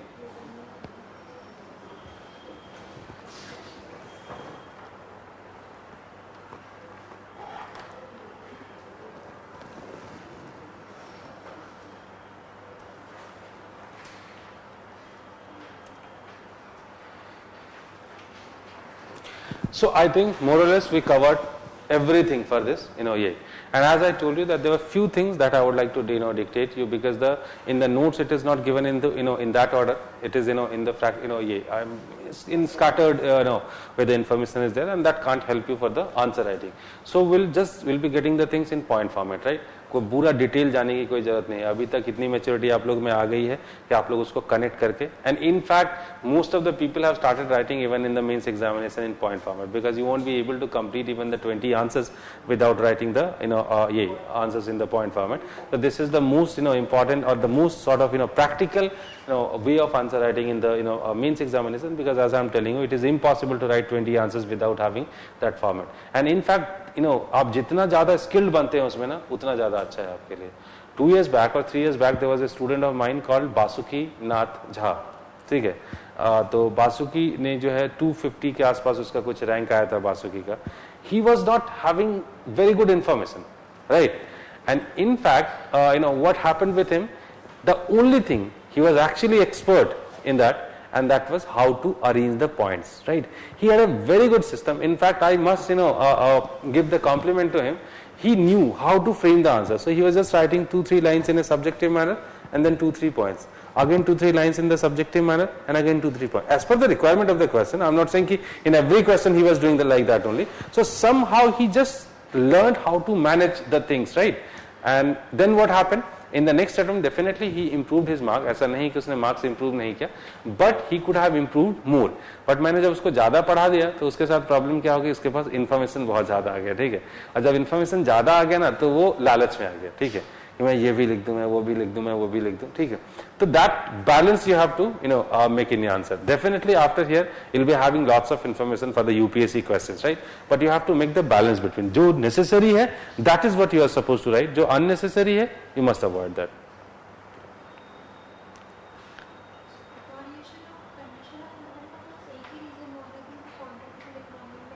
Economy contributor, और हर society का हर aspect change हो जाता है. Polity change हो गई, economy भी change हो गई, ठीक है. Economy itself, the economy itself got changed, and in fact, it'll go further also in the if we have started talking about the woman. अगर आप सोचते हैं कि वुमेन जो है सिर्फ यही था कि वुमेन को हटा दिया और इसको आगे, ऐसा नहीं है, ठीक है. अगर मैं उतना डिटेल में नहीं जाना चाहता था, ठीक है. अल्टीमेटली क्या होता है कि वो लोग अब इधर किधर शिफ्ट करते हैं, अपर गैंजेटिक प्लेन्स की तरफ शिफ्ट करते हैं, ठीक है. अपर गैंजेटिक प्लेन्स में जो सॉइल कैसा है, सॉइल थोड़ा सा सॉफ्ट है पिछले उसके मुकाबले में. और जब वो लोग जो है बहुत मतलब लिमिटेड एग्रीकल्चर करते थे, तब एग्रीकल्चर कैसा था, घर के बाहर थोड़ी जमीन थी, मैंने बताया भी था, हाँ, उसी में थोड़ा सा जो है पत्थर के कुछ औजार से जो भी उनको मिला उसी से कोड़ के उसमें सीड्स जो है उससे उसके खुदाई करके, I mean they just put the seeds over there, right, and somehow they produce just to feed themselves, right? But now they have started practicing the professional agriculture, right, in the next phase. And as they started using the wooden plowshare, at least the wooden plowshare we are pretty sure, although the references of iron is there in the later Vedic period, right, though they have started, because we find the references of Krishna Ayas and Syama Ayas, right, and these terms have been referred for iron, but we don't know that whether really making the iron plowshare or not, right. But one thing that is pretty sure that they have started using the plowshare, mostly wooden, right. So once now the soil is soft and they were just putting something heavy with that plowshare that it could go deeper. तो जब आप ये करते हैं तो उसको खींचना भी तो मुश्किल हो जाएगा, ठीक है. तो उसके लिए थोड़ी ताकत चाहिए. देखिए वुमेन और मेल और फीमेल में कुछ बायोलॉजिकल डिफरेंसेस तो हैं, ठीक है, और ये बायोलॉजिकल डिफरेंसेस जो है कई हद तक जो है वुमेन को जो है सब्जुगेट करती है, ठीक है. तो उसको खींचना जो है थोड़ा मुश्किल हो गया. तो अब महिलाएं कर भी नहीं सकती थी. Women could not practice this agriculture and that is where they were replaced there. बट replacement doesn't mean कि now they are not playing any role. Just now I told you still they were all the secondary works were being done by them. तो अब animal husbandry कौन कर रहा है, यही लोग कर रहे हैं, बच्चे करते हैं, ठीक है. बच्चों को तो काम धाम था नहीं उस समय. मस्त सवेरे जो एकदम कृष्ण टाइप निकल जाते थे गायों को लेके, ठीक है, दिन भर घुमाते थे, मस्ती करते थे और शाम को आ जाते थे, ठीक है.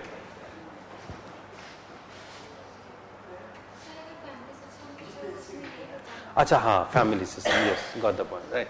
Look, one thing I completely missed, I missed completely. Look, if we'll talk about the family, right, so somehow, yes, again you'll find a transformation in the family system, right. So normally during the Rig Vedic period you'll find that the family was known as united family, right, or joint family, but the concept of joint family was altogether different. Whenever we talk about the joint family, it is all about the paternal sides, right. So basically the relatives of father, these are the part of the family. So maybe the uncle, the paternal uncle, right, and then grandfathers, the paternal so these kind of concept was there.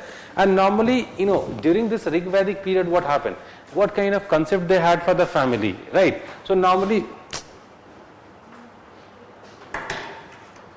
what kind of concept they had for the family. Suppose this is the village, right, and most of them were actually related, I mean most of the people shared a sort of relation, right, and that is what happened ki this is the place they used to live and most of them are sharing the relationship. And somehow, as you do know, ki there was a system known as Gotra system that started, and there is a reason for that, because there was a place where they all used to tie their cows, right, and that is why this system was known as Gotra. Why? Because most of them were bloodly related.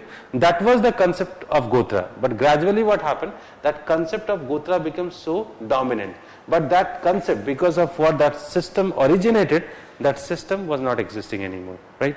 But the idea of Gotra has been picked and the basic sense of the Gotra has been completely avoided, right. And that is why here what do you find, that it was a sort of I mean to say united family or the joint family, and there they did not include only the the relatives of father, but at the same time it included the relatives of the mother also. And why was so? Because ultimately all such, and in fact there was no as such ban in the marriages within the Gotra, right, in the same Gotra. It was possible. So all such kind of things were happening within this system only, right? The marriages and some other things, and that is where we got the concept of the joint family. But in the later Vedic period, the things got changed. Now in the later Vedic period, the concept of joint families continued, but it was a different kind of joint family. And in fact, I must tell you that the idea of marriage, right, idea of marriage was not very dominant, right, in this early Vedic period. So it was more like a tribal society or the tribal community. And in fact, the whole community was supposed to be a family. That was the popular concept. But once you come to the later Vedic period, so now in the later Vedic period, the situation got changed. How come the situation is changed? As you do know, in the later Vedic period, now they had to cultivate or till their land, right? They have to till it, right? And once they have to till it, so they needed labor, right? And labor was not available. And that is why the concept of kin labor came. The concept of kin labor. You understand this term? Kin labor, right? So what is happening as per the kin labor, right? Now suppose these are the 3 fellows or the 4 fellows, 4-5 fellows, right? So that became a family, right? And that family was working in this farm, right? And in fact, as they needed labor, so somehow that family could help them, the rest of the members could help them while cultivating the land, right? And that is why you'll find the concept of family, which could be also called as nuclear family, with regard to that period, right? And now the concept of family came, right? And family with limited members, because they all had to work in their, farms, and that is why the concept of family or this idea became dominant during this particular period. And then only this division could be seen, and then the idea of Gotra became dominant, that the marriages could not take place within the Gotra, because now they had to extend the family, they had to get the people from outside, and that is why the concept of family got completely changed in the later Vedic period. What happened?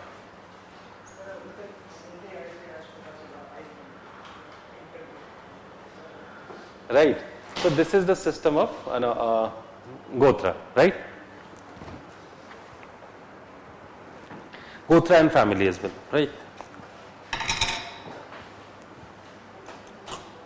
No, dasas and dasyus, you are not getting the point. Dasas and dasyus are outside of the Varna system or outside of the Aryan system. So this part of the Aryan system. So within the Aryan system, there were 3 categories. The weak, categorization of the society called as Brahma, Kshatriya and Vaishya, right? This was a weak sort of, stratification in the society. And in fact, I should not say stratification, because it was not considered that the Brahmanas are superior, and the Kshatriyas are they are having less importance, and Vaisyas are coming in the Visas are coming in the 3rd category. Any such concept was not there. Gradually, what happened? The dasas, dasyus, the indigenous people, they all became part of the Aryan system, right? And once they became the part of the Aryan system, so they have been placed in some of the Varnas. Some were placed in the Vaisyas, some were placed in the Sudras. There are very few placed even in the Kshatriya. Suppose this is the Aryan system, right? And this is you people are dasas, dasyus and the indigenous community, right? So now once you people became the part of the Aryan society, so suppose he was the commander. Commander means he was the tribal chief, right? So he has been given the place in the Kshatriya community, right? Rest of you, this section has been given the place in the Vaishya community, right? And rest of 4 people have been given place in the Sudra community, right? The same happened even. Same happened when they they annexed some other sections or some other tribal communities. So later on, it is very tough to differentiate that who are Aryans, and that is why you can't get this concept. In India, you'll find any as such race which was purely Aryan race. But some of the people say that once they are moving towards west, moving towards east, right, and then they started getting the concept of they started a sort of intermixing with the indigenous communities, right, and that is where some people say that the races which could be seen in the western side, they are of pure Aryan race, right? And as we are moving towards the east, then we'll find the people of mixed breed, Aryans and the indigenous communities. इसीलिए उधर के लोग जो है राजस्थान हरियाणा के लोग कैसे होते हैं, गोरे लंबे चौड़े होते हैं, कुछ लोग बोलते हैं, मैं नहीं बोलता हूँ ऐसा, ठीक है. तो और इधर ईस्ट के लोग कैसे होते हैं, काल क्या होते हैं, ओवरवेट. मुझे देख के बोल रहे हैं आप, ठीक है. तो ये कंसेप्ट, लेकिन ऐसा नहीं है. जो इंटरमिक्सिंग है वो वेस्ट से ही शुरू हो गया है, वो इंटरमिक्सिंग वेस्ट से शुरू हो गया. And then it is very tough to differentiate कि okay he was from pure Aryan race, he is not from pure Aryan race. ये सब कंसेप्ट रही नहीं गया है अर्ली वैदिक पीरियड में. लेटर वैदिक पीरियड में भी स्ट्रैटिफिकेशन है, ठीक है. That became birth based. Why? Because they wanted to stop such kind of any kind of social mobility, which was very much allowed in the early Vedic society. Now it could not be entertained in the later Vedic society. नहीं तो एक शूद्र भी ब्राह्मण हो जाएगा. और it is not about शूद्र, it is about the local habitants, right? They would become brahman or kshatriya. So they wanted to stop such kind of practices, right? But they could not imagine the society without the Sudras and the Vaisyas. Dasas and? Well, I told you in the last class. You are not there in the last class? I just told you there were multiple interpretations of Dasas and Dasyus. Some says that those people who are actually different in looks, right? उनकी नाक थोड़ी चपटी है, ठीक है. They are actually black in color, right? They have been called as Dasas and Dasyus. Some say that this is not true. Actually, there are some local habitants, those which were there living in this area, right? Once they face Dasas and Dasyus, right, they have been pushed back, right? And in fact, they have been pushed back to the South India. And later on, they became the Dravidians, right? That is the second idea. Third is saying, actually there were few communities with similar names even in the Central Asia. And they are saying that they all were Aryans, right? They migrated earlier, right? And then what happened? We started calling them Dasas and Dasyus. They have been called as Dasas and Dasyus by the later migrants. Clear?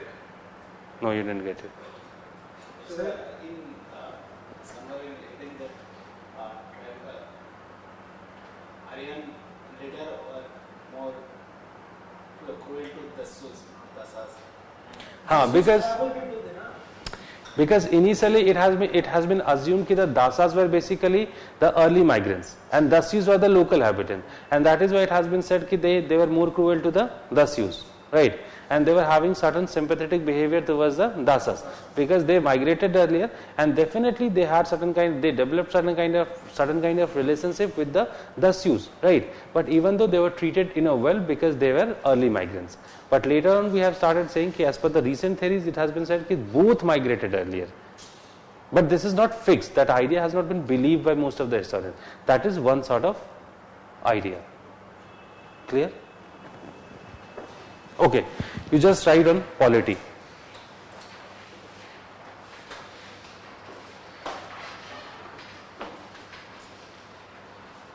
Sir, what about Upanishad? Especially the one that you will give notes about Upanishad. I'll just give you some writing on Upanishad. Maybe I'll dictate or I'll get you some writing. Sir, we find the difference of male child in the prayers of Vedic Veda and all. The one reason was that to use in battlefield and all. Okay. Second most reason also was that the daughter they used to be after marriage they used to go to जाते नहीं थे ना, in-laws. कहाँ जाते हैं? वही तो हमें क्या बताया ना, उसी में सब कुछ हो जाता है, उसी में सब कुछ हो जाता है, नहीं जा रहे हैं बाहर वो. इसीलिए तो हिंदुइज्म में भी जो है बहुत जगह ये है सिस्टम की जो मैरिजेस जो है आसपास फैमिली अभी भी होता है, अभी भी फैमिली में जो थोड़ा सा जो रिमोट वो है रिलेटिव है तो होता है मैरिजेस, ऐसा थोड़ी होता ही.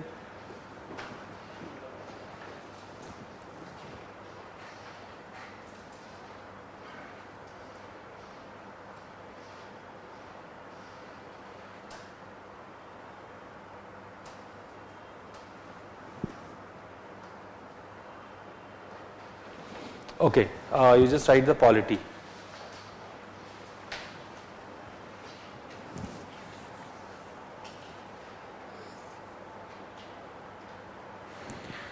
the early Vedic period was definitely having a political structure,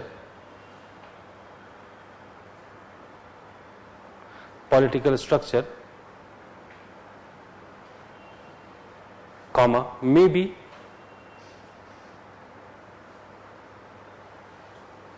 not very consolidated,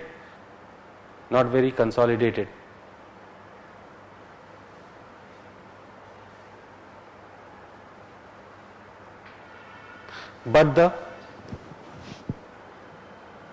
references of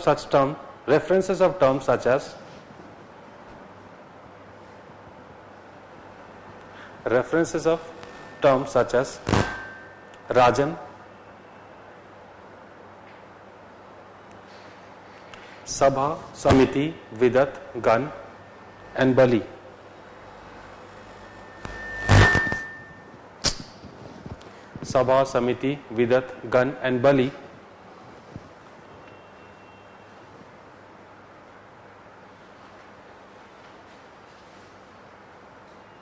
present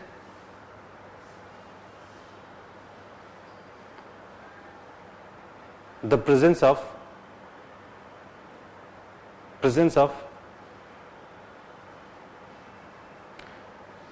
a political structure,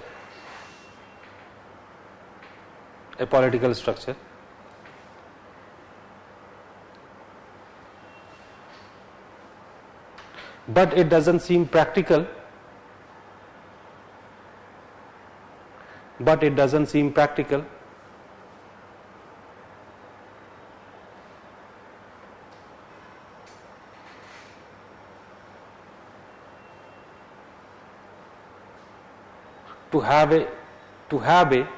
to have a elaborated political system.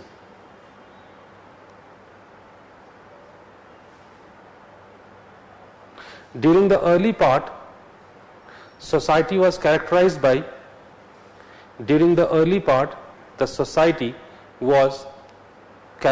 by kin organization.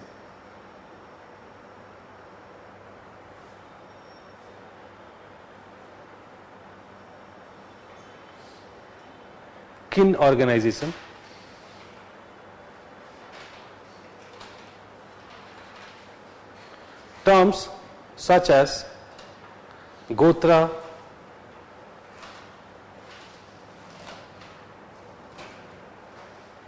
Vratya, Vratya, Vratya, and even Grama, denoting Grama,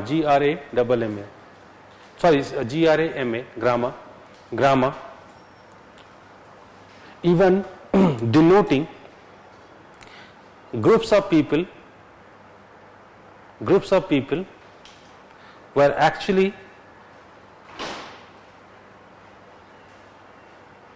actually kinship terms,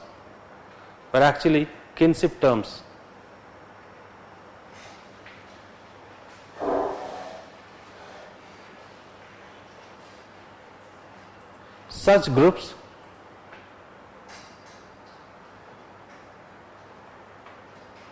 reared cattle,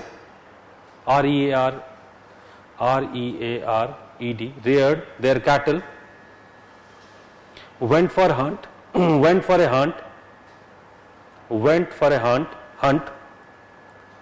and fought the enemy as a unit.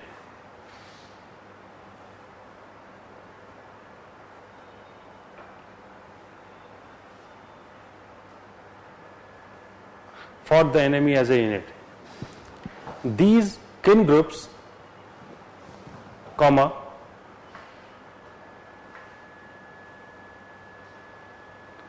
possibly resembling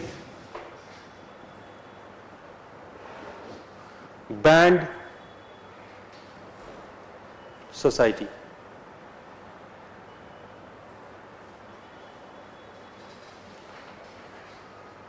And were based on the need for collective subsistence. Need for collective subsistence.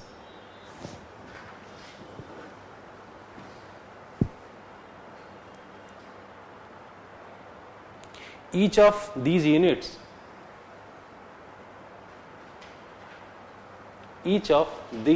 units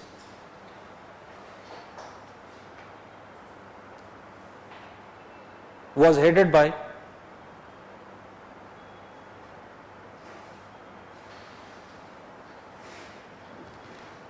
a chief,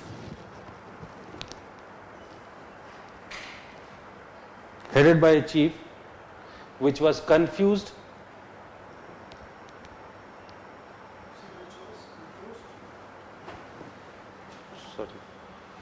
काट दीजिए, which was confused कर दीजिए,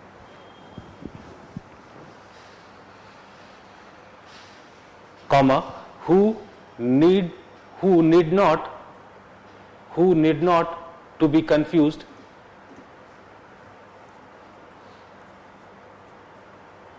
with the later day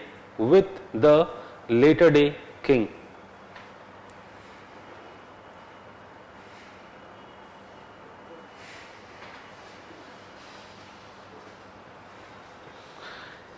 In the later part of the Rigvedic stage,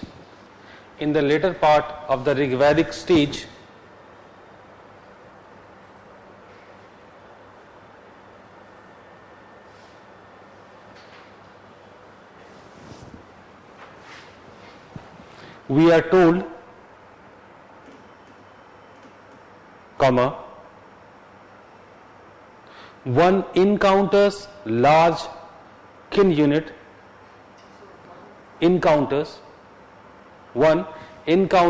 large kin unit like Jana and Vis.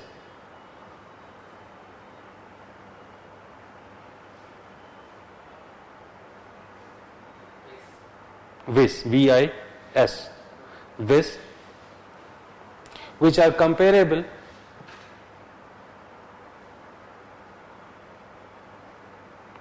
to tribes and clans respectively.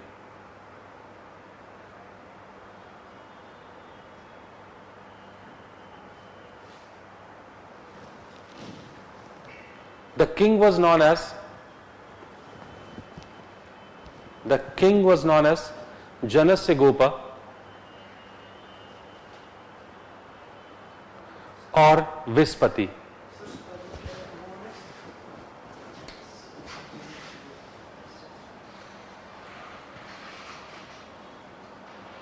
Janasya Gopa or Bispati. Janasya Gopa or Bispati.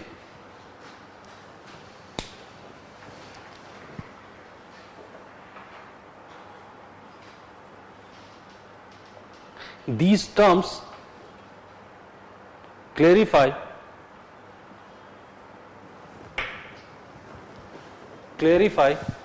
their role as herdsmen,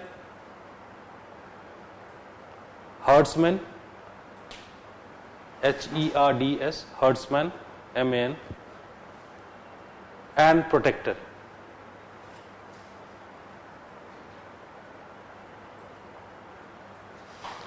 As there are references for intertribal and intratribal.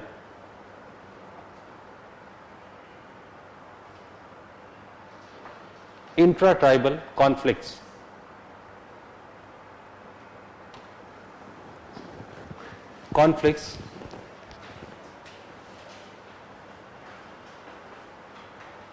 Which might have strengthened the power of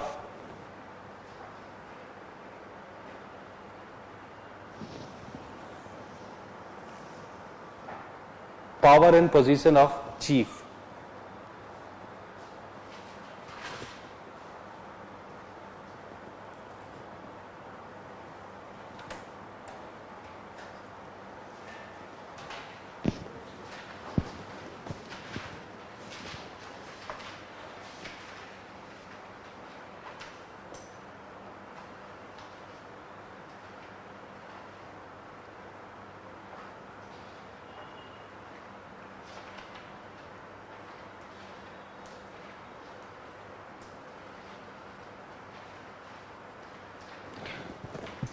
At the same time, his power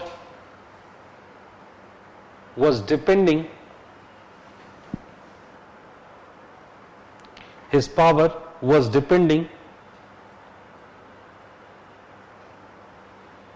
on the loyalty of the members of the clan.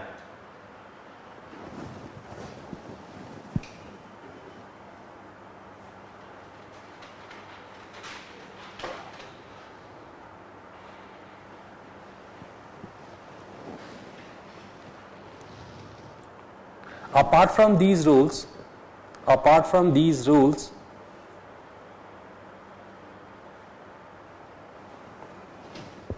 the chiefs also presided over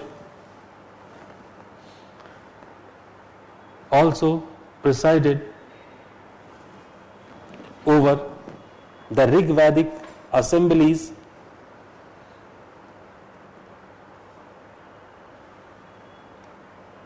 Sabha, Samiti, Vidata and Gan.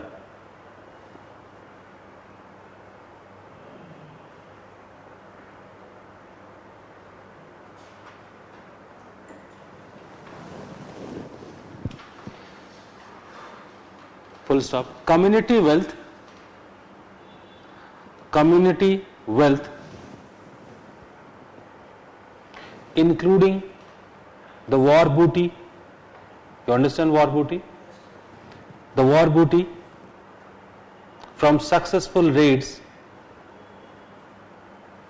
was distributed equally among the members of the tribe.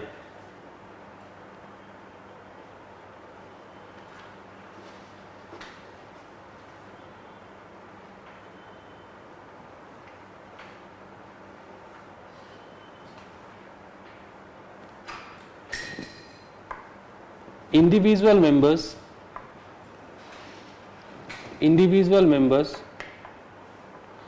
on various occasions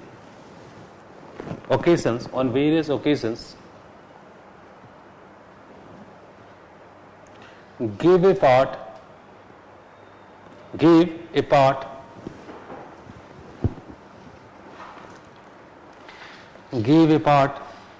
of what they had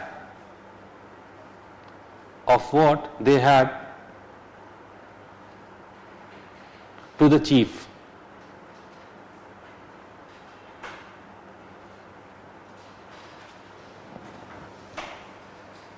Usually the chief used to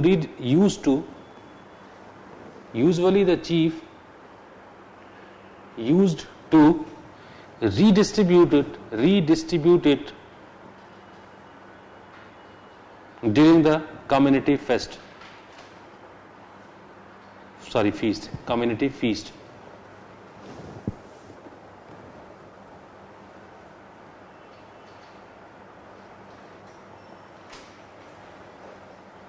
Since the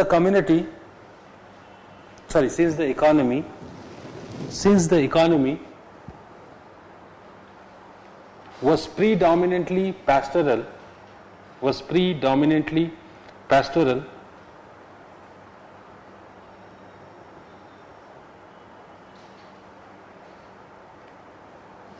एक चीज यार miss कर दिया. But you have written that the individuals used to give it to the chief on various occasions, called as or known as Bali. Add this particular line there only, known as Bali. The individual used to give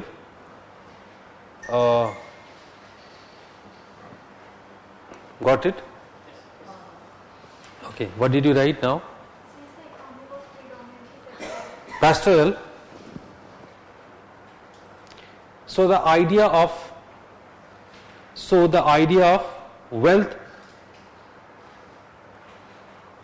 of wealth, seems impractical.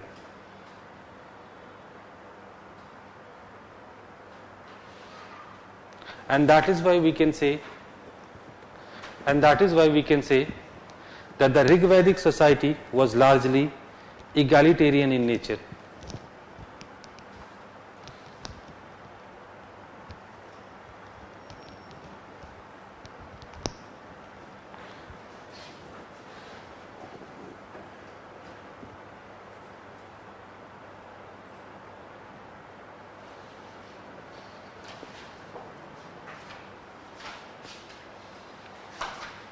Even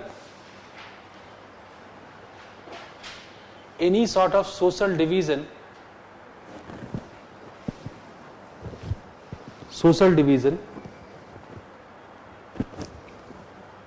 in bracket write down varna was absent from the society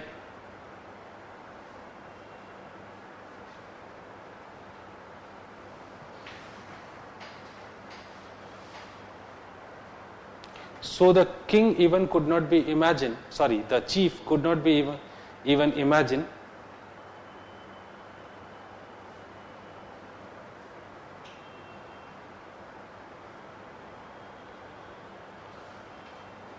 as an authority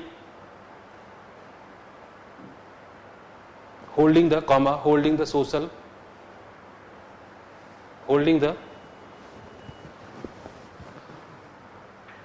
social stratification.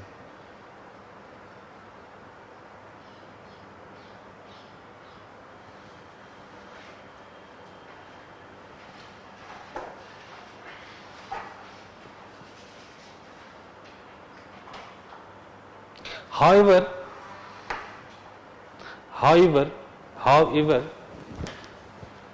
in so far as the political developments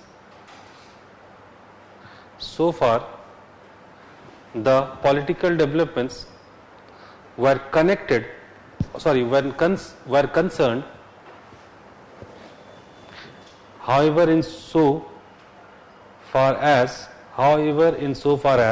the political developments were concerned, the chiefs gained in status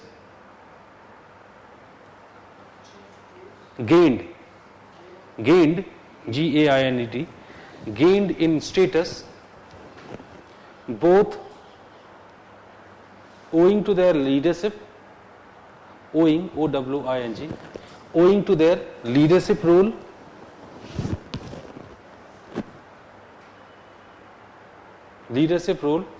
as well as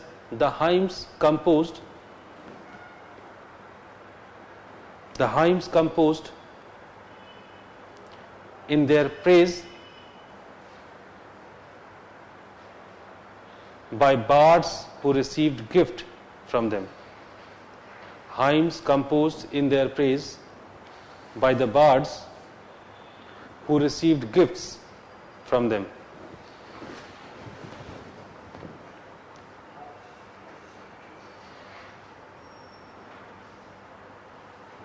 Later Vedic period.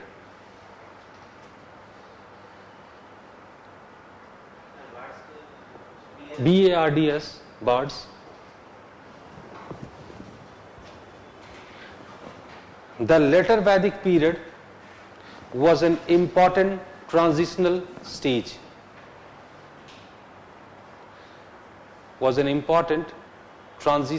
stage. Marked by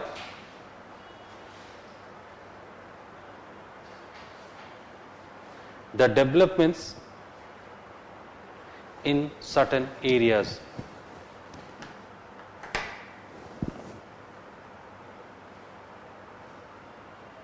comma,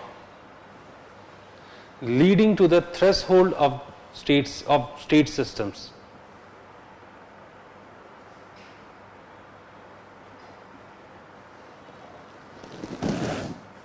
Threshold of state system. One of the most remarkable development was their shift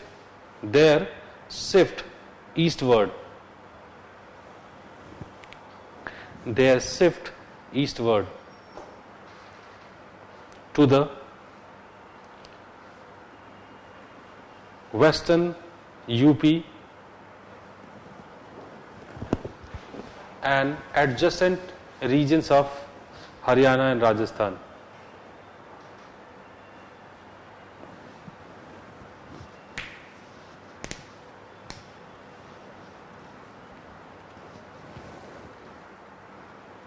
Which is also known as the PGW culture.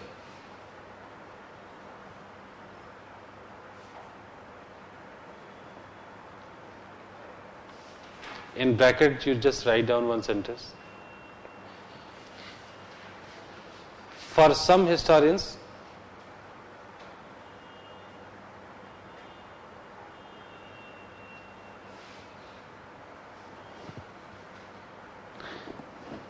the members of the PGW culture which are dated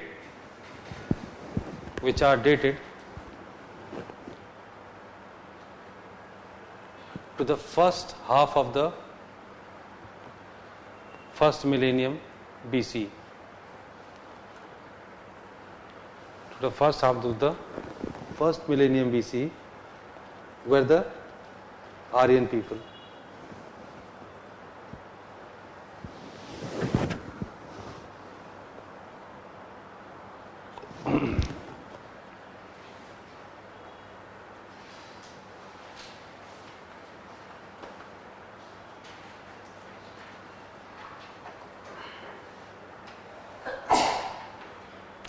If we club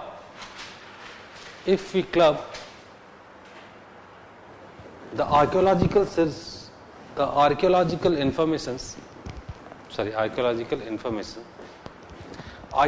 information with the literary one,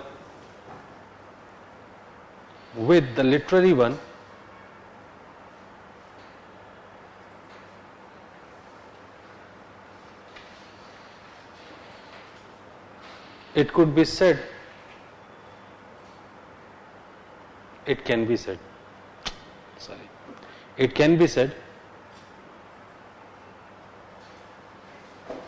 that these people practice agriculture and reared cattle.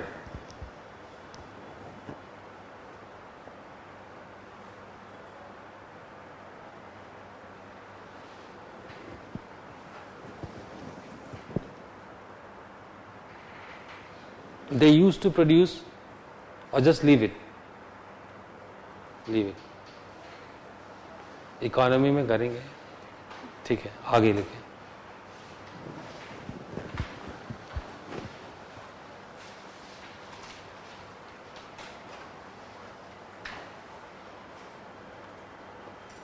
To assure the food supplies, to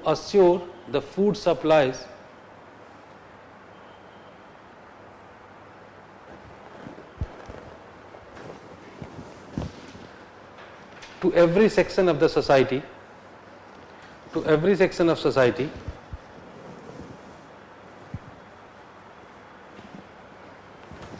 major and minor sacrifices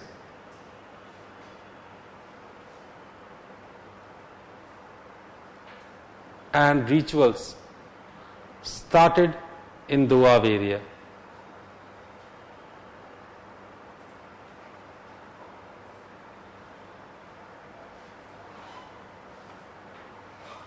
The royal sacrifices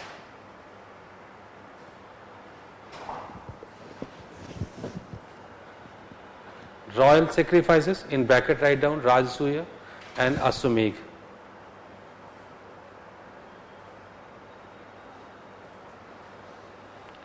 Rajasuya and Aswamedh went on to influence kingship ideology. Kingship ideology for more than 1000 years.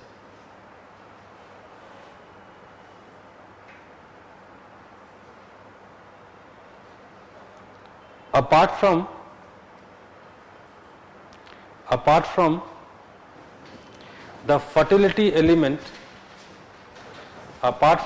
the fertility element, inherent in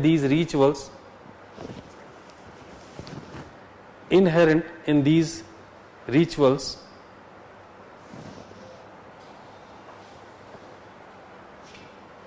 which had something to do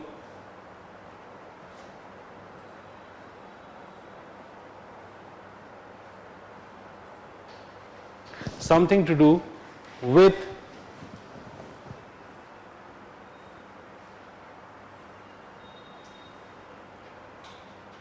augmenting production, augmenting production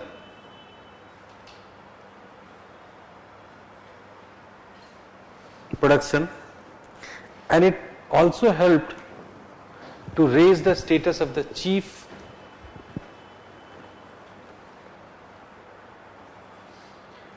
and his associates.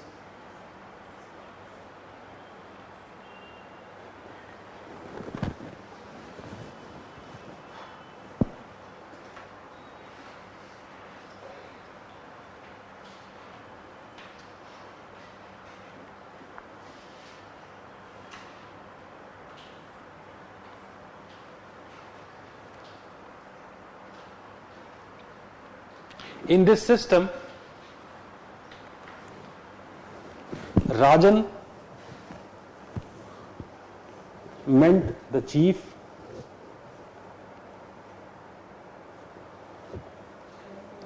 MENT, Rajan meant chief, and rest associates were Kshatriyas.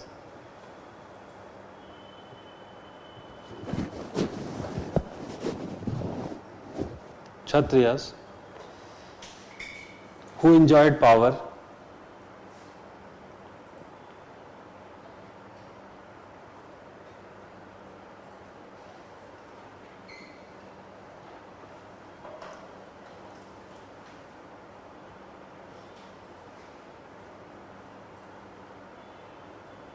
change the paragraph.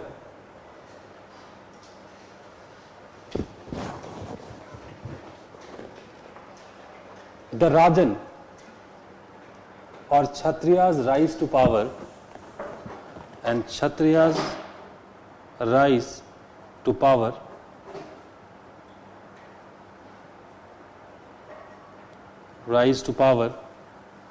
was not at all smooth.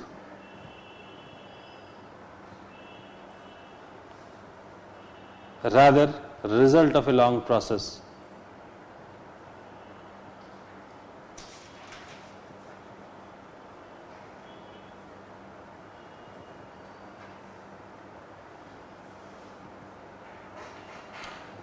A whole range of imageries,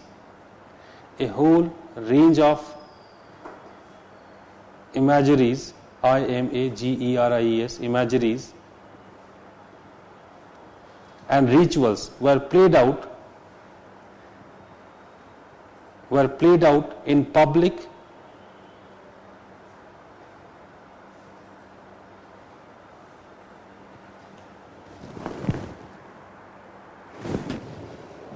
was a mean to achieve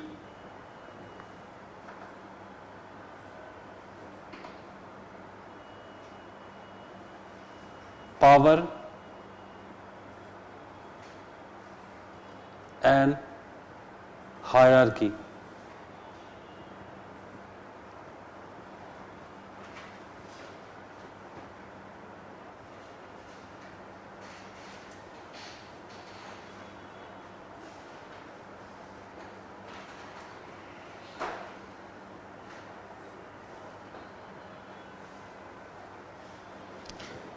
But at the same time,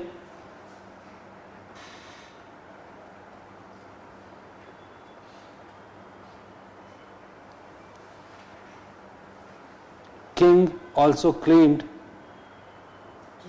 King, K-I-N-G, also claimed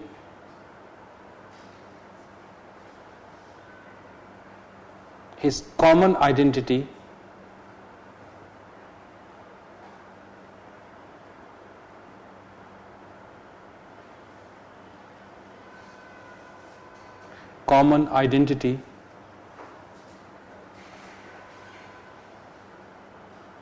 through various rituals.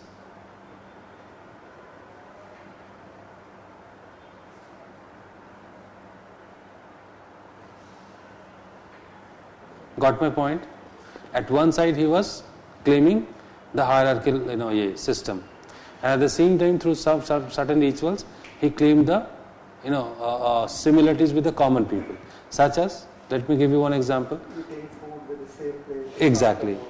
Having dinner together, or the food together, or suppose when in the beginning of the agricultural season, king used to come into the farm, ठीक है, आके हल पकड़ लिया, जैसे ही मंत्री लोग नेता लोग नहीं करते हैं, ठीक है, हाँ झंडा लेके आते हैं, या फिर एक ईंट लगा दिया, ठोक ठाक दिया, लगा, उसमें भी जो है ग्लव्स पहन के आते हैं कई बार, ठीक है, या झाड़ू लगा दिया आके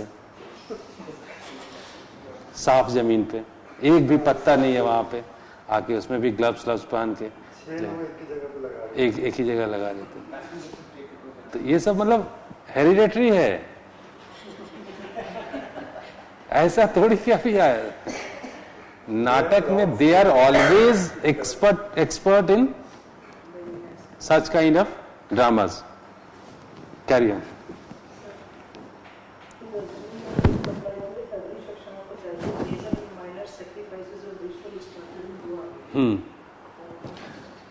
I just told you the rituals. What were rituals?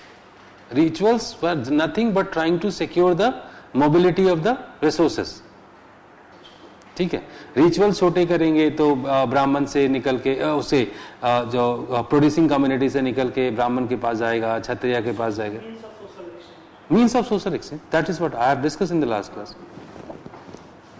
अब उसके चक्कर में छोटे बड़े सब होते हैं, ठीक है, छोटे लोगों के लिए छोटे रिचुअल, बड़े लोगों के लिए बड़े रिचुअल, ठीक है। And the second thing I told you that the performance of those rituals, the public rituals, desperately they did it openly. Why? Because they had to prove, they had to claim the superior authority or superior position, right? And that is what they claim.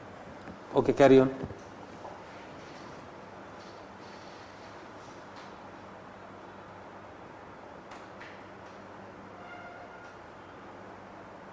What did you write the last sentence?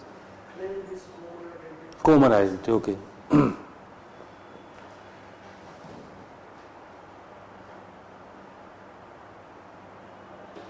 Even in the text also,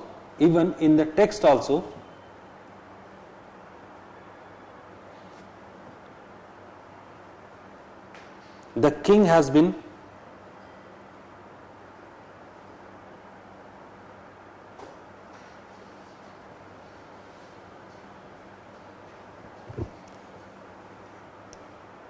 compared with the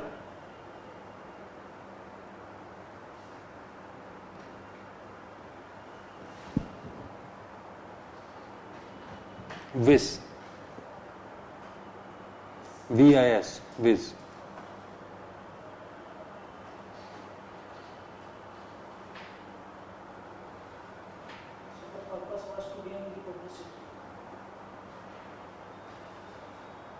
This ambivalent attitude, this ambivalent, A-M-B-I-V-A-L-E-V-A-L-E-N-T, ambivalent attitude focusing on solidarity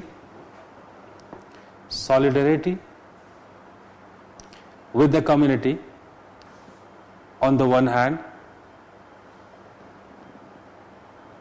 and differentiation on the other.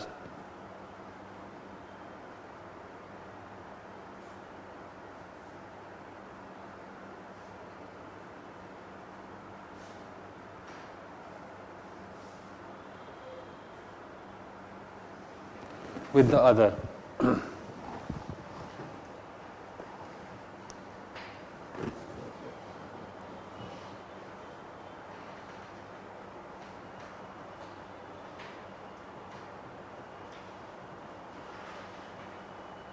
The Rajan was a part of this community.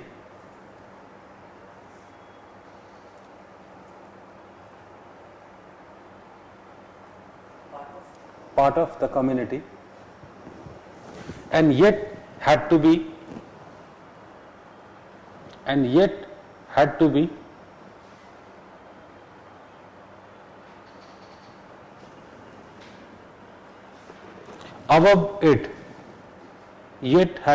above it, to execute decisions of common interest.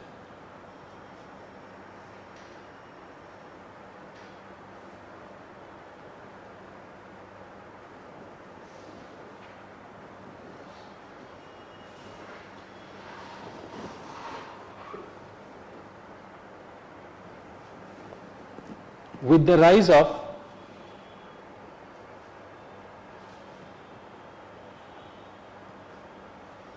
Rajan or Kshatriya, there was a corresponding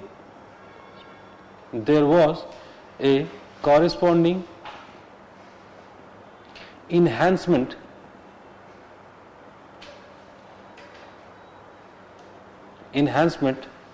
in the status of the Brahmanas,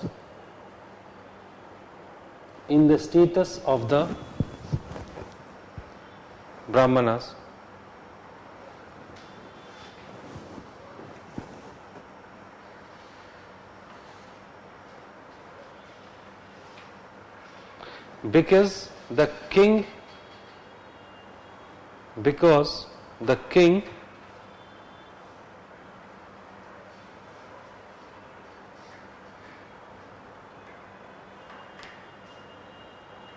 was elevated to the post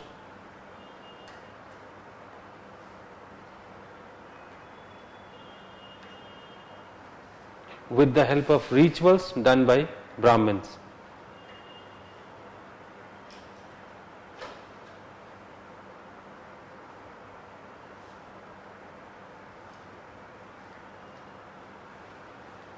Which shows the Brahman Kshatriya relationship.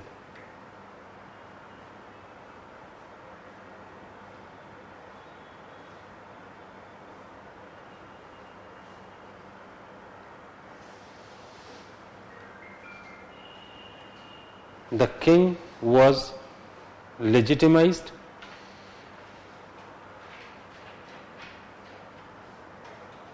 and the Brahmins got patronage.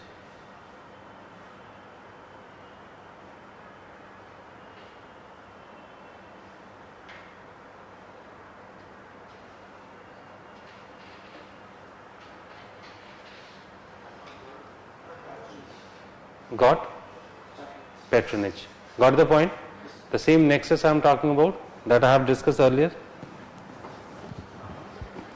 Sorry?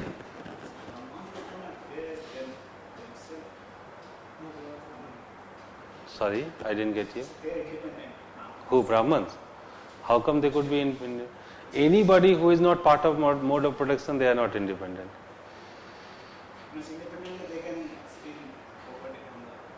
No. They were just surviving on the patronization by the rulers. Sir, I have a question. Yes. We see the Brahman as a ruler later.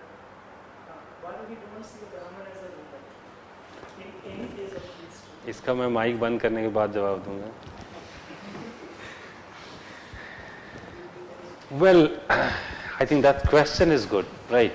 Very frankly telling you, that why did the Brahmins then try to be the ruler? So the first thing, nahin, the first thing that the question is wrong actually. The question is good, but the question is wrong.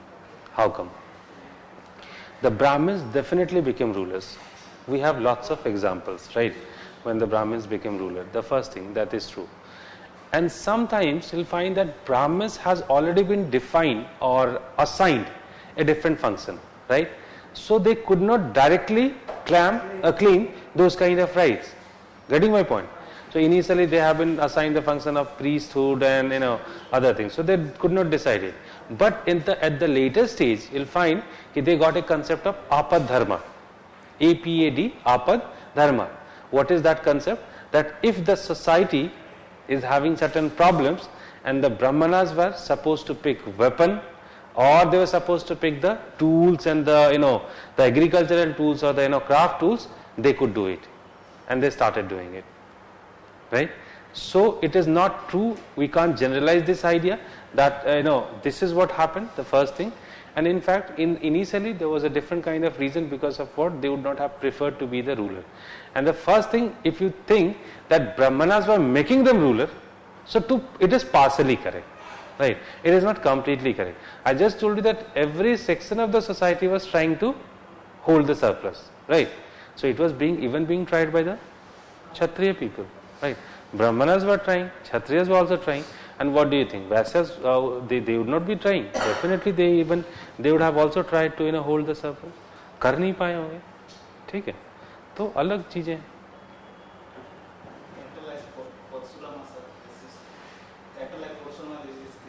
हाँ, Parsuram himself was a Chhatra.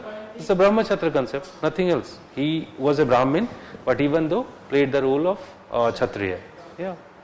तो वही तो है history में जो कहानियां तो क्या होती है, अल्टीमेटली वही है, सिस्टम है वही, ठीक है. तो थोड़ा सा बच गया, that will finish tomorrow. So tomorrow, अच्छा, well I am not doing economy. I think economy there is no as such conceptual part that I have made you understand economy.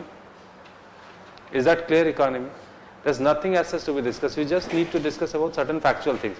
They are shift towards here to there, right?